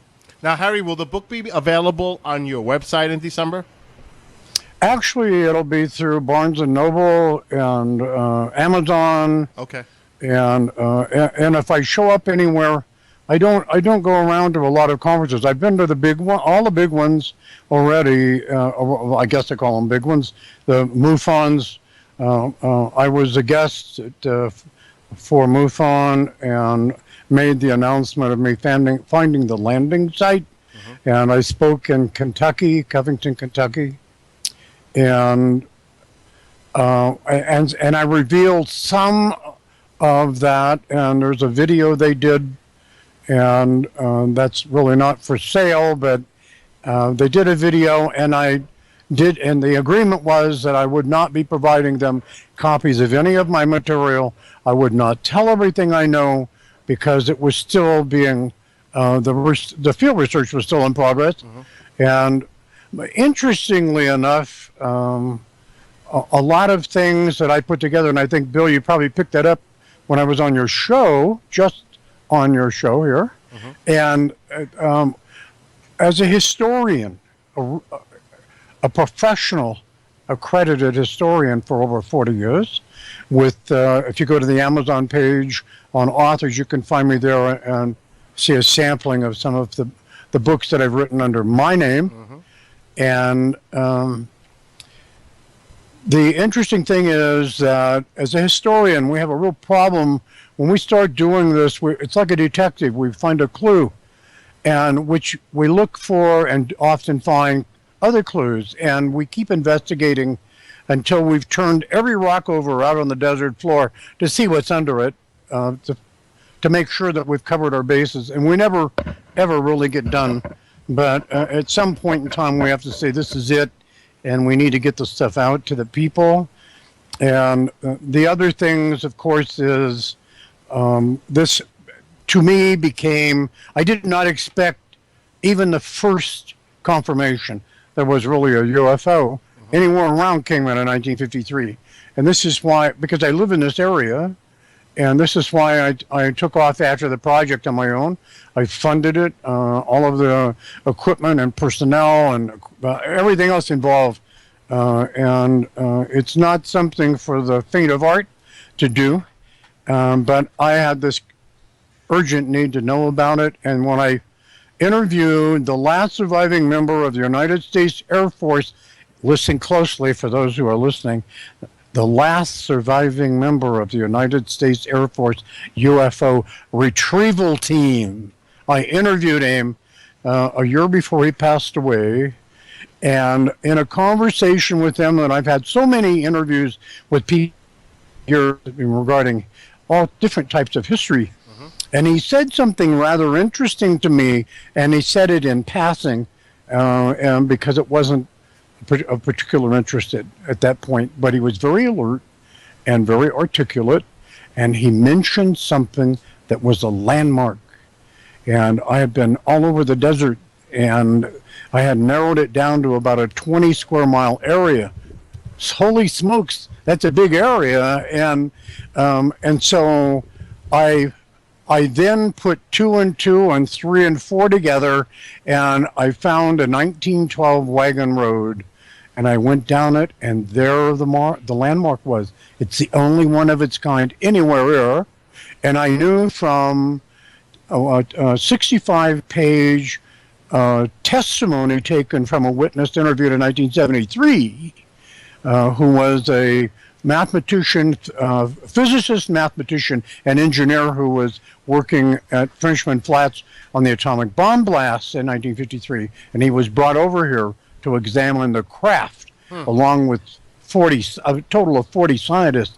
And so knowing what I had in that and some of the other living, breathing interviews that I did, I was able to drive directly to where the craft landed. And when I pulled up in my Jeep and the windows down, it's about 105, and I look out and I'm looking at the field kitchen, and it's where they were set up for 4 days. And everything the Air Force left, well, now it's 63 years ago, but everything they left behind was still there. I was the first one to appear on the site after they left. It's an archaeological site now. Oh. And so is the Red Lake, Mojave County, Arizona, Red Lake food tank crash site. And even the bottom rock the Air Force dug up to get as much of the craft, the damaged, severely damaged craft, all the parts, and the process of getting it out was much different than what was required to move a pristine, intact, basically consider it a shuttlecraft. It was not an interplanetary vehicle. Think of it like the Navy, navies across the world use aircraft carriers as motherships for the planes that are on them, and these planes can also land on land. And why would the UFOs be here? There's an underground base still here, and it's down this old wagon road. I have a question for you. Number of miles, so but there's a kind of a view. I have a couple of questions since you just were talking about that. First of all, is it possible that was the first object that came down, did that crash, and then the objects that came afterward that landed was some type of a rescue operation for the vehicle that had crashed? And secondly, did the first object crash, and is it visible in a terrain where it scraped the land? Is there any kind of visible scarring in the area that this kind of like skipped and you know what I mean? The first craft made a forced landing. Right. It flew 7.62 miles from where it went through something that disrupted the avionics or whatever it was that guides or propels the craft. And the physicist on site was brought in from Frenchman Flats because he could determine basically the impact speed, the rate of fall, and all of that. And he had a real problem when he examined the craft because they based the speed of impact on how far the craft was embedded into the ground. And it was sitting 20 inches into the sand.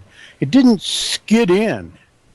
It came in and it was at a slight angle. It wasn't like it's a saucer.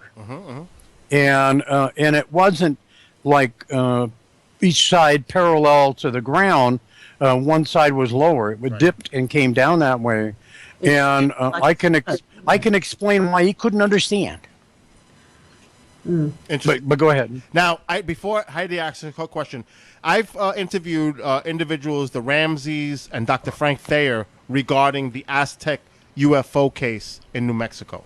And they told me that there was some type of radar installation that the military was testing and could have been the reason why this object came down.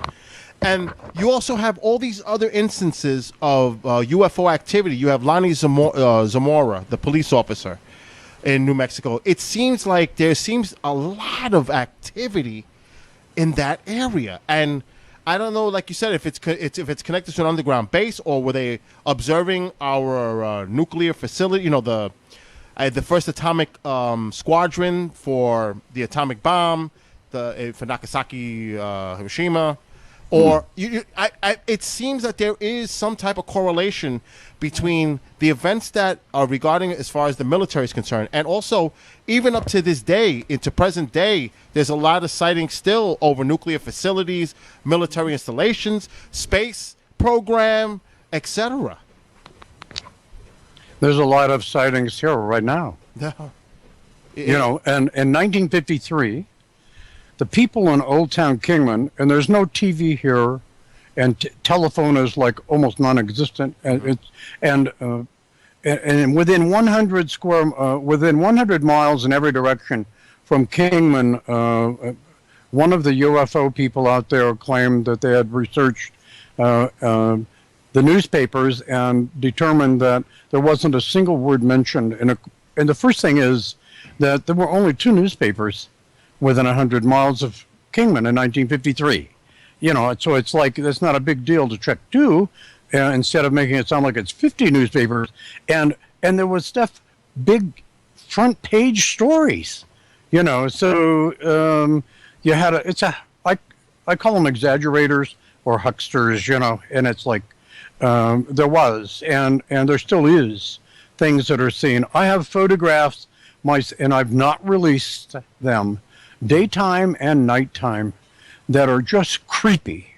And when I say creepy, because I have one perfect photograph taken over my backyard before my camera burned out. No kidding. And this thing looks, and it's like hovering, and it's not very far up. And it looks like something out of Battlestar Galactica. No kidding. And it's not an FX thing. And I was speed shooting we get flights of like 8 A-64 attack helicopters come through. There's no military base anywhere around here. There is the underground facility, the old timers that are still, the few that are still alive from the time. And they talk about the underground base. Well, there'd have to be some kind of a reason that people here could see the bomb flash of the atomic bomb that's going off at Frenchman Flats. Okay, you could see the flash. And I've taken pictures like burst shots with my Nikon of these choppers, and they come in really low, and they're thumping hard because they're loaded with something, people or supplies or something, and they're going off to a place that nobody exists, actually. And so I was shooting burst shots, and it wasn't until a friend and associate in Australia looked at the photo that we realized that in 3 frames of a burst shot from what is basically an SLR, like a 35 millimeter digital camera, a disc flew right up through them, right in front of me in the daytime. Wow. Like current time, and it's not a blurry shot, you know, it's like perfect.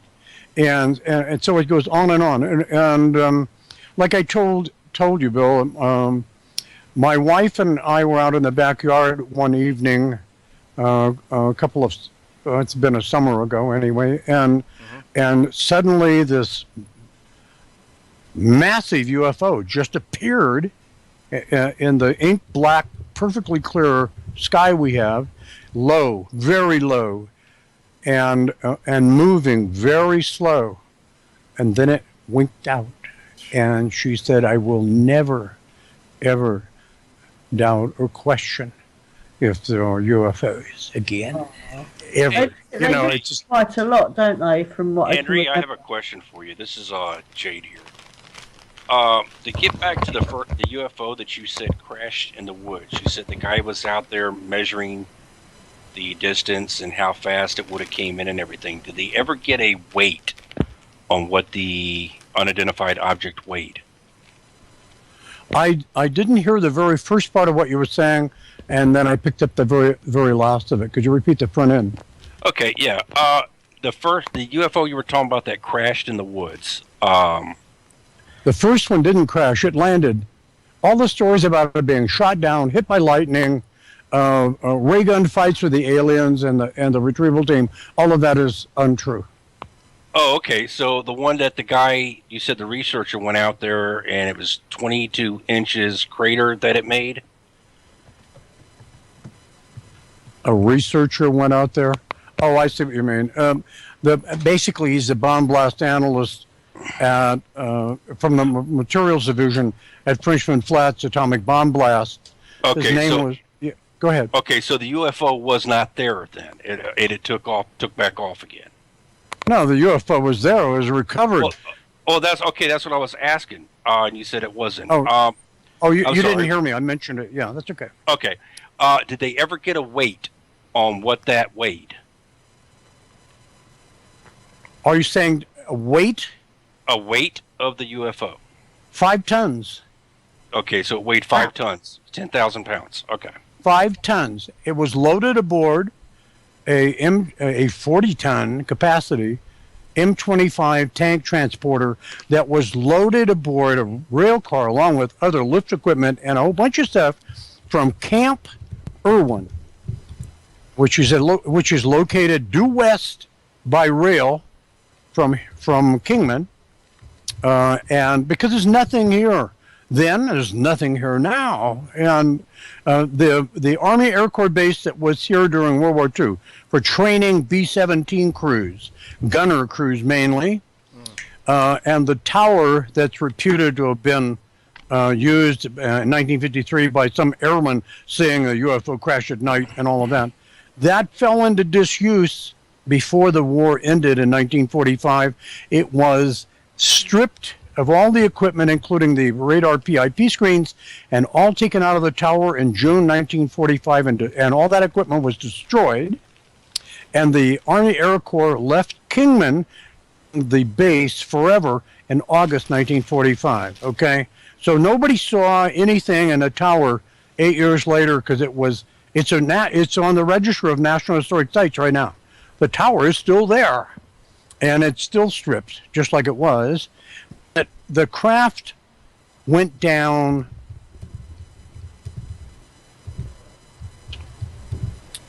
the military had set up basically what we would think of as portable radar systems that were severely overpowered, and they were trying to increase the range of radar, and to do that, the philosophy of the time from the World War II era radar was, you want to double the range, you have to double the power. And if you want to triple the range, you have to triple the power. And the microwave short burst radiation fired out from these radar units could be coupled one to another, literally bolted together. And there was no frequency lock. And what came out the other end, this was not considered by the military. And there was a operator, and there was a technician, and there were 3 of these set up in the Kingman area, one on what is still called Radar Hill, one to the east of Kingman, and one to the northeast of Kingman in the Red Lake Desert. And that's a triangle. They didn't plan it that way. It's just how they did it. The reason they did it is the rumor was from our intelligence, 1953, we're talking Korean War era and of other things, Cold War. And our intelligence said Russia was developing a new long-range bomber capable of carrying nuclear weapons. It was to be named the Bear, and there was concern of it making a North Polar overfly and come down and do a surprise attack, the Soviet Union. And we needed to increase the range on radar, and what they were trying to achieve here was 150 miles. Pretty meager, but compared to what ground radar was 25 miles. Naval radar was 45. And so they were really in a dilemma. And back east, scientists were working on developing a complete new type of radar system, which, by the way, was brought to Kingman in 1955, along with 200 Air Force men and women, and it was set up on Radar Hill, and the temporary experimental units were removed because this other thing was like one of the earliest steps you might think of as backscatter. But they put it on the flight path, the north-south flight path that the UFOs use still. And one morning they switched them on. And of course, they had no idea that these things had terrible back and side leakage and were exposing the operator and the only technician. You're talking just about a few people here. You're not talking about hundreds of military. It's just a few. And it's on the QT because they're not wanting the Soviet Union to know about every place they're doing this. And so the operators and technicians were being exposed to horrific levels of microwave radiation. And I tried to chase that down as far as how many may or may not have suffered from brain tumors and various types of things. And I can't do that because they ran into the problem of radiation fallout drift from the test sites coming to this area and irradiating people. And like it, not at the capacity, I don't think, of St. George, Utah, where one of the two blasts during this month of May 1953, Harry, which was a tower-fired nuclear weapon, the fallout drift went to St. George, Utah, and it stopped because of an inversion, and it just irradiated everything there really bad. And the other one, that was the 25th of May, and the only time we ever fired the atomic cannon that was built to test how a field gun would work was on the 19th of May, and you're talking about 15 kiloton on the first weapon and close to 30 on the second one. So that gives you kind of an idea of what was going on. That did not have enough power, and both of them were detonated somewhere in the neighborhood of 600 feet off the ground. Too low to cause an EMP effect that would knock anything down here. And the problem is it didn't happen on the day that the UFOs went down, so EMP effect wouldn't be relevant anyway, no matter how many stories that are being told about Kingman and the UFOs went down because of EMP from atomic bombs. But so all these things I've checked and thoroughly checked. It isn't just me out in the field for 6 years. I've got an unbelievable amount of documentation, and the sites themselves. The first craft was taken totally intact. It didn't have so much as a scratch on it. It was disabled because of probably going through 3 different radar systems firing out of sequence with each other, every pulse a different frequency, and it upset it. And quite frankly, I think a commercial 737 non-hardened would probably do the same thing or roll over on its back and go right into the ground, because people were complaining here about birds being killed. So that's why the potential of brain tumors and everything else was an obvious consideration. At the landing site, there was still an impression in the area where the craft sat. I don't know if they extracted anything from the ground, but I can tell you it wasn't the impact that made the 20-inch dent from the craft sitting in it. The ground is sand, and it's undermined by water, because the whole area is a very wide, shallow drain field that comes off of the Hualapai Mountain, and it's right at the foot of where the mountain meets the desert, okay? And I pulled my Jeep up, and it's like on 18 May, and I pulled it up in the vicinity of where this is and waited a little while. When I first got there, the ground was frozen because temperatures here are such in the even into that late in May that in the shady side there's snow and the ground can be frozen. But when the thaw began to happen, because it wasn't very far in the soil, my Jeep tire started to sink. Well, my Jeep tire in that part of the Jeep didn't weigh 5 tons, and that's why the thing settled. It settled into the ground. And I did compression tests, radiation tests, and the area, and a lot of other things on the site to get some kind of an idea of what I'm dealing with. And then, of course, examining some of the artifacts, things that are that were produced for the military by the military contract only in 1951 and 52, period. And experimental. There's hundreds of them there.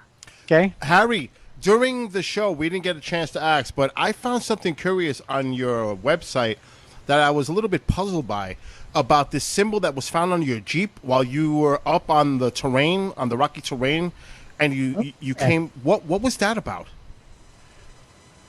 Are you talking about the mark on the hood? Yeah. Was that a yes or no? Yes. Yes. That's it. This is one of those things. I'll back up for just a second and go right to that. Okay. I wasn't positive I was going to find if there really was a UFO here. Okay. And I can tell you without any concern about me making a mistake factually, that there was definitely something here that was not a super secret Air Force experimental aircraft, which was the Air Force official story to the scientists on a bus they brought here. Okay. It was something else. Okay. And I didn't expect number two. And the third one made the whole thing like science fiction. Okay. Because of what happened with the two of the crew members. But when I was at the Red Lake Desert, this area is a wonderful country with still some very wonderful people, and many of the people that live here, the old timers especially, are direct descendants of a rancher by the name of Leonard Nail, who migrated up from the Big Sandy River from Wickiup area up to what is called the Wallapai Valley in the late 1800s. And so the connection goes all the way back to one of the people who had this craft, the Red Lake craft, went down on his land. And he and 11 other witnesses watched this happen. And everybody in the family has kept, well, it's a big family now. Even the archaeologist with the BLM is one of them. And he says, we're all the same way still. They don't tell anybody anything. You know, what happened in Kingman stays in Kingman. And it's like Las Vegas copied the slogan. And yeah. And so Harry, before you keep going, I when I was doing the research, I saw that there was a lot of not alerts, but they were doing a lot of like testing. The residents of Kingman were going under drills constantly, and they were pretty much ingrained with all this secrecy, with all the military activity. They even could see the testing of the atomic bombs. They were like really embedded in secrecy during that time. So obviously after this all happened, without them coming out, it was because this was something that was embedded in them to stay secret, not talk about anything, because they were constantly going under drills and alerts and everything else, the residents of Kingman. Absolutely a fact. They were under undeclared martial law. They even had blackout drills here. Exactly. So, I mean, it's like the intensity is severe, and they were and are very patriotic people.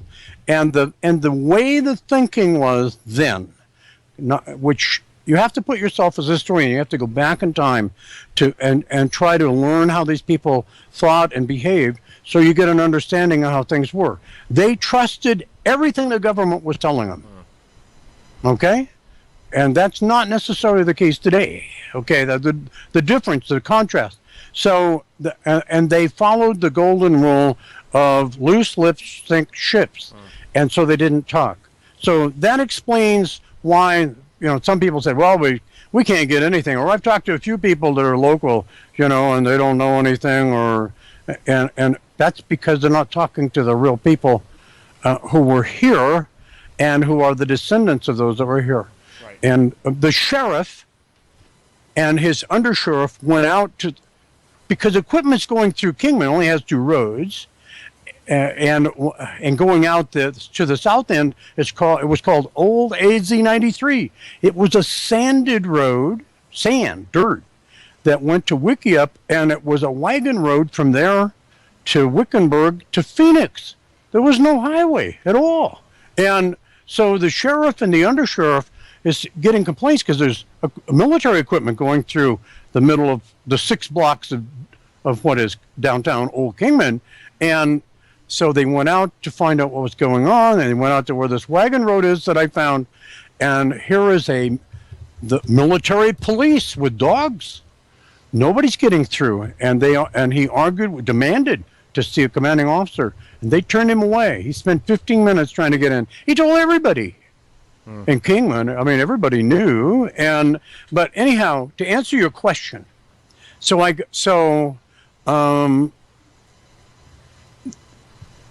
the process of me finding out, and I explained that pretty much on your show, about why I went to where I went at what is called the Red Lake crash, or I call it that, is because of firsthand eyewitnesses and the relatives and the descendants and all of these people that knew all about it and who have looked, including a museum curator for 20 years, and couldn't find it. And that's why the drone, I needed something that could be flown 10 feet off the ground and 30 feet off the ground so I can see the ground without the brush being a problem. And so the butte is so steep, it's a rocky butte, and the rocks are all loose, and there's barely room to put, and by the way, it belongs to the government right now still, the U.S. government, and it's not posted, but there are places that you cannot cross without permission that are posted. So I'm saying, don't go out and try to be an artifact collector or a pothole digger, because these places are posted and you'll be arrested. So you don't want to do that. And you don't want to ruin an archaeological site. This is what happened to Roswell. 65 years of everybody digging up stuff. And then there's nothing for science or for posterity. So anyway, I'm going up the side of the butte. I'm walking sideways, and I'm packing about 90 pounds of camera, water, all kinds of equipment, movie cameras and still cameras and all this. I did this all by myself in the field. And the risks were all mine. There's no cell phone signal where I was. And you aren't going to walk out of there at 105, 110 degrees. You don't drive in the desert during rainstorms, by the way. You're going to get stuck. Because deserts are lake bottoms almost always. And so a flat desert as we think of them. And I'm about halfway up, and something catches the peripheral vision in my right eye, and something is moving. And I look down, and I see something. At first, I thought it was a person. And I look down, and there's this thing. And it's moving to my left as I face it, and it's headed to my Jeep. It's about a mile away. I have to pack in to the base of this hill that just stands up out of the desert floor, which, by the way, is full of vipers, poisonous vipers. And that's the other thing. We have 11 of Arizona's 15 poisonous creatures here. Oh, man. Yeah. And the Mojave Green is a bad one to get bit by. And I've had out here on the horse property where we live, my neighbor had a run-in with one right by his porch as he was coming off his porch, and another one was run over in the road by a car.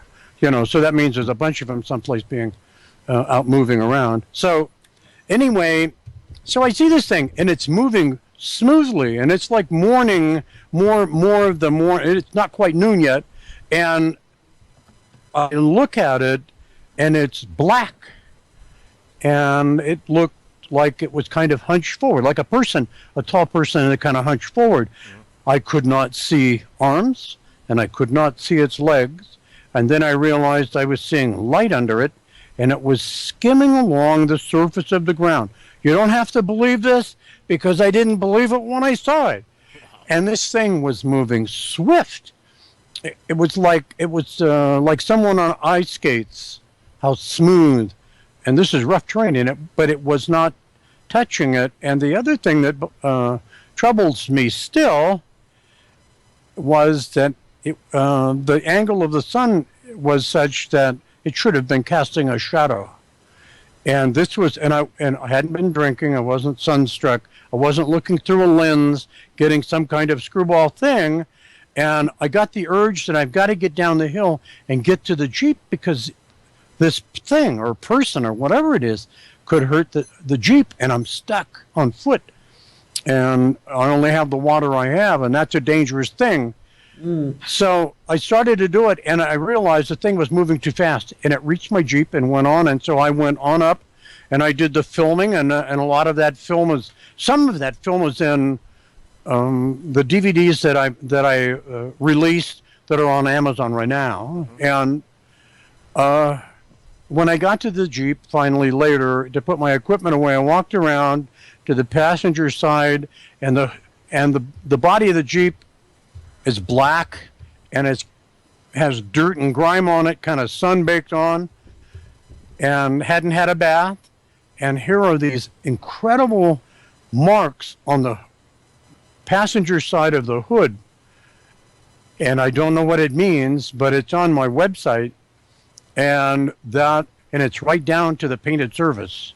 Didn't hurt the paint, but through all that really hard grime baked on, it was just clean as a whistle. And it wasn't me that did it, and it wasn't there because I just had, when I loaded my equipment to leave the Jeep, I walked right by it, and I would not miss something like that. My observation skills are very keen, and that's pretty big and blatant to take one half of a Jeep would, basically.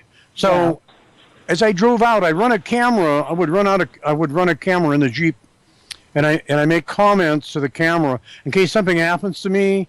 If I end up missing or worse, then whoever finds it, they can find out what happened. And I just said, dangerous place. Wow. It was creepy. Okay. And the way that the way that print is on there, it would have to be, bearing in mind the dust and are in the desert, blah blah blah.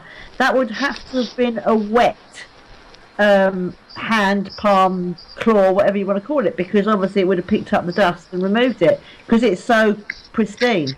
And did you ever think of having that? Was it tested to see what kind of residue could have created that? Well, you know, I never heard of anything called shadow beings. And I did an interview with a really intelligent woman by the name of Heidi Hollis. Yeah, Heidi Hollis. Yeah, and Heidi asked me about that, and I was kind of taken aback because I had never heard of these things. Mm-hmm. And you have to remember, I don't read all the literature there is on the paranormal and UFOs and all of that. I can't allow myself to be influenced by all these stories. I have to go and find out what I'm finding out. Then I can look and see what they said.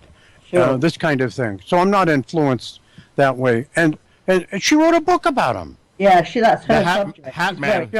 Hat Man, I've got it. Hat Man and Shadow People are her thing. Yep. She's hot on that. Harry, I actually posted that hand in this chat for us to other people to see. But one thing I do know about when you get a black hand like that, specifically in the Arizona area, they're seen a lot.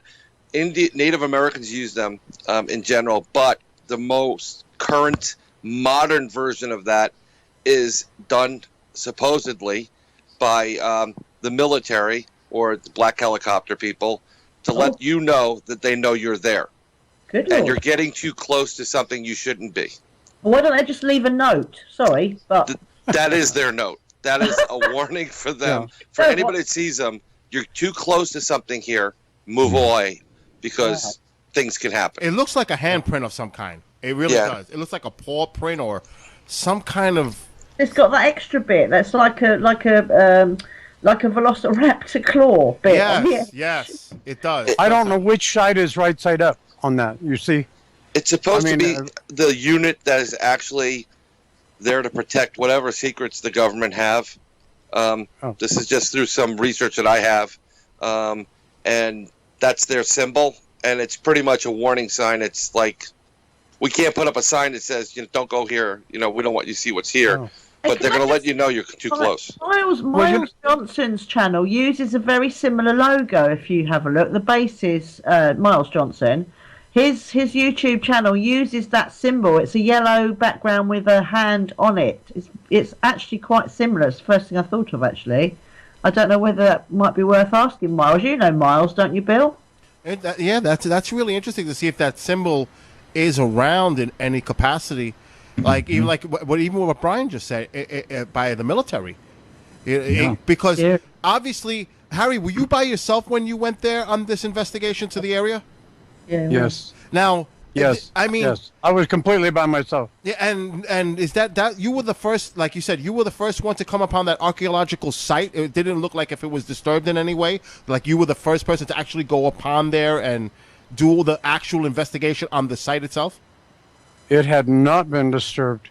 So, they might have, because you know how they are. They have cameras, anyway. Like the underground base, Yeah. Stuff going on right there. And you walk right up upon that area. They've got ground sensors, they've got things that are hidden that are obviously not going to be seen by the naked eye and you're not even aware of. So you might have triggered something. And they came, and they were looking at you. You didn't see them, but they sure were looking at you from a distance because they have the technology to do so. And like Brian said, it doesn't sound out of the realm of possibility that they left you a calling card. We were here, and we know you were here. That was the second place that I was at, and I did know that I was being watched in the first one. Oh, so they definitely probably followed you to the second location. And I actually I was shooting footage, and the object that I told you, the landmark, was over my shoulder, and I set up the tripod and the camera, and I stood by this 1912 wagon road, and I began to talk to the camera about what I'm doing, and this is footage that's not been put on the DVDs that I've already released or anything. There's stuff I'm holding back, but I'm talking about it, and I got all done, and I'm breaking the camera down. And remember, all this time, there's no military here. Period. Okay? There's no bases, you don't see military people around or anything like that. And so I'm putting stuff in my Jeep, and I walk back out to get the tripod, and the next thing I know is the F-15, it goes nose up on afterburners, and he's right on the deck. And I wondered even at the moment it happened why I wasn't injured, because he was low enough that it would have caused a water rooster tail in the water, and you can be hurt by something, and it was an F-15, and he's out of place, and he's not supposed to be flying where he was, and he obviously got my Jeep with his wing camera and me and everything else, and went to afterburners, and when I realized he was there, he'd already passed me and was nosing up, and so when the engineer went out to operate the drone, the remote operated vehicle, and my cameras to do an overflow of the landing site, I had been out there a couple times, and there's nobody, there's no traffic, there's nothing, and so things are going along pretty normal, and all of a sudden I heard a loud vehicle in the distance, a rumbling. And I told the individual, the engineer, to get down, and he got down in some brush, and over this small rise came this vehicle with two BDU-dressed individuals, decked out with the stuff that's modern military or whatever, and they had no ID name badges sewn on their BDUs. They had no unit markings or rank markings, and the driver said, "What's going on here?" And I was stepping over to the window to talk to him, and he said, putting his finger out towards my chest, what are you doing here? Wow. And I had a right to be where I was, okay? And so I took a slight step back from the line of sight of where I could see their firearms. And I said, oh, are you guys out here hunting? And he turned and looked at the other trooper, and I suspect he rolled his eyes, and then he punched it, stepped on the gas, and burned or spun rocks and sand and all of that, and headed off down the road that dead ends. And down there somewhere is the underground base that the old-timers pleaded with me for the last 2 years not to go there, and I've conceded I won't because I've seen so much. But the follow-up to this is that the engineer went home. He doesn't live around Kingman. And he had a long drive. And I came home, and I'm kind of doing a cool down, and I'm walking on an inside area of my property here in the desert, out to the north of my property. It's 35 miles of open desert. Just there it is. And I'm walking, and I did about 4 miles of just plugging along so I'm not going to have cramps and all these things from being out climbing hills and all these things. And as I was going back to the house, I noticed about 5 miles away, near mountains that are 6 miles away to my east, are 3 brilliant lights, and it's still daytime. It's sun's coming up on sunset. And I stood and watched it for 5 minutes, and I thought at first maybe it could be helicopters, but there's no reason for them to be there. But they weren't. There was no motion between the lights. They were steady all the time. So I thought I better go get a camera, and I went in the house, and I went out to my backyard, which is another fenced-in area, to keep the critters out. And it was gone. And it's like a minute or two had gone by. And I turned around to walk back, and as I started to do that, this thing had cut the distance in half. And it was a couple of miles away or so. And it made kind of a horseshoe turn out toward the north and came back right smack over me. And this thing's about 400 feet off the ground. It looked like it was a delta until it got right over me, and it rotated counterclockwise, made a little counterclockwise rotation, and all of a sudden I saw the sky between the two appendages, because this was like a right angle or a V. And these lights, there was a brilliant light coming out of underneath the front of it. You can't see, you couldn't see like the definition of a ring of light. It was just a glowing bright. I'm wearing dark Polaroid glasses, and I'm squinting my eyes in the day. And when it did this, and sunset is happening, down the left appendage, I could see the red burnt orange of sunset on the black charcoal colored body of this thing. I could see it perfectly fine. And that was the end of my camera. And it moved very slowly, and it started heading off to the southwest towards the direction of Needles. And as I came back in to the house, my phone rang, and it was the engineer. And he said, "You never guess what happened." And I said, "What?" And he said to me, "I had this V-shaped UFO hovering over my house about an hour ago." Wow. And I said, it just left here. Did he live in a reasonable distance from you? Is he somewhere in the area that he would have seen the same object that you had? The engineer? Say that again? Is he like nearby you, like within a few miles? Is he 20?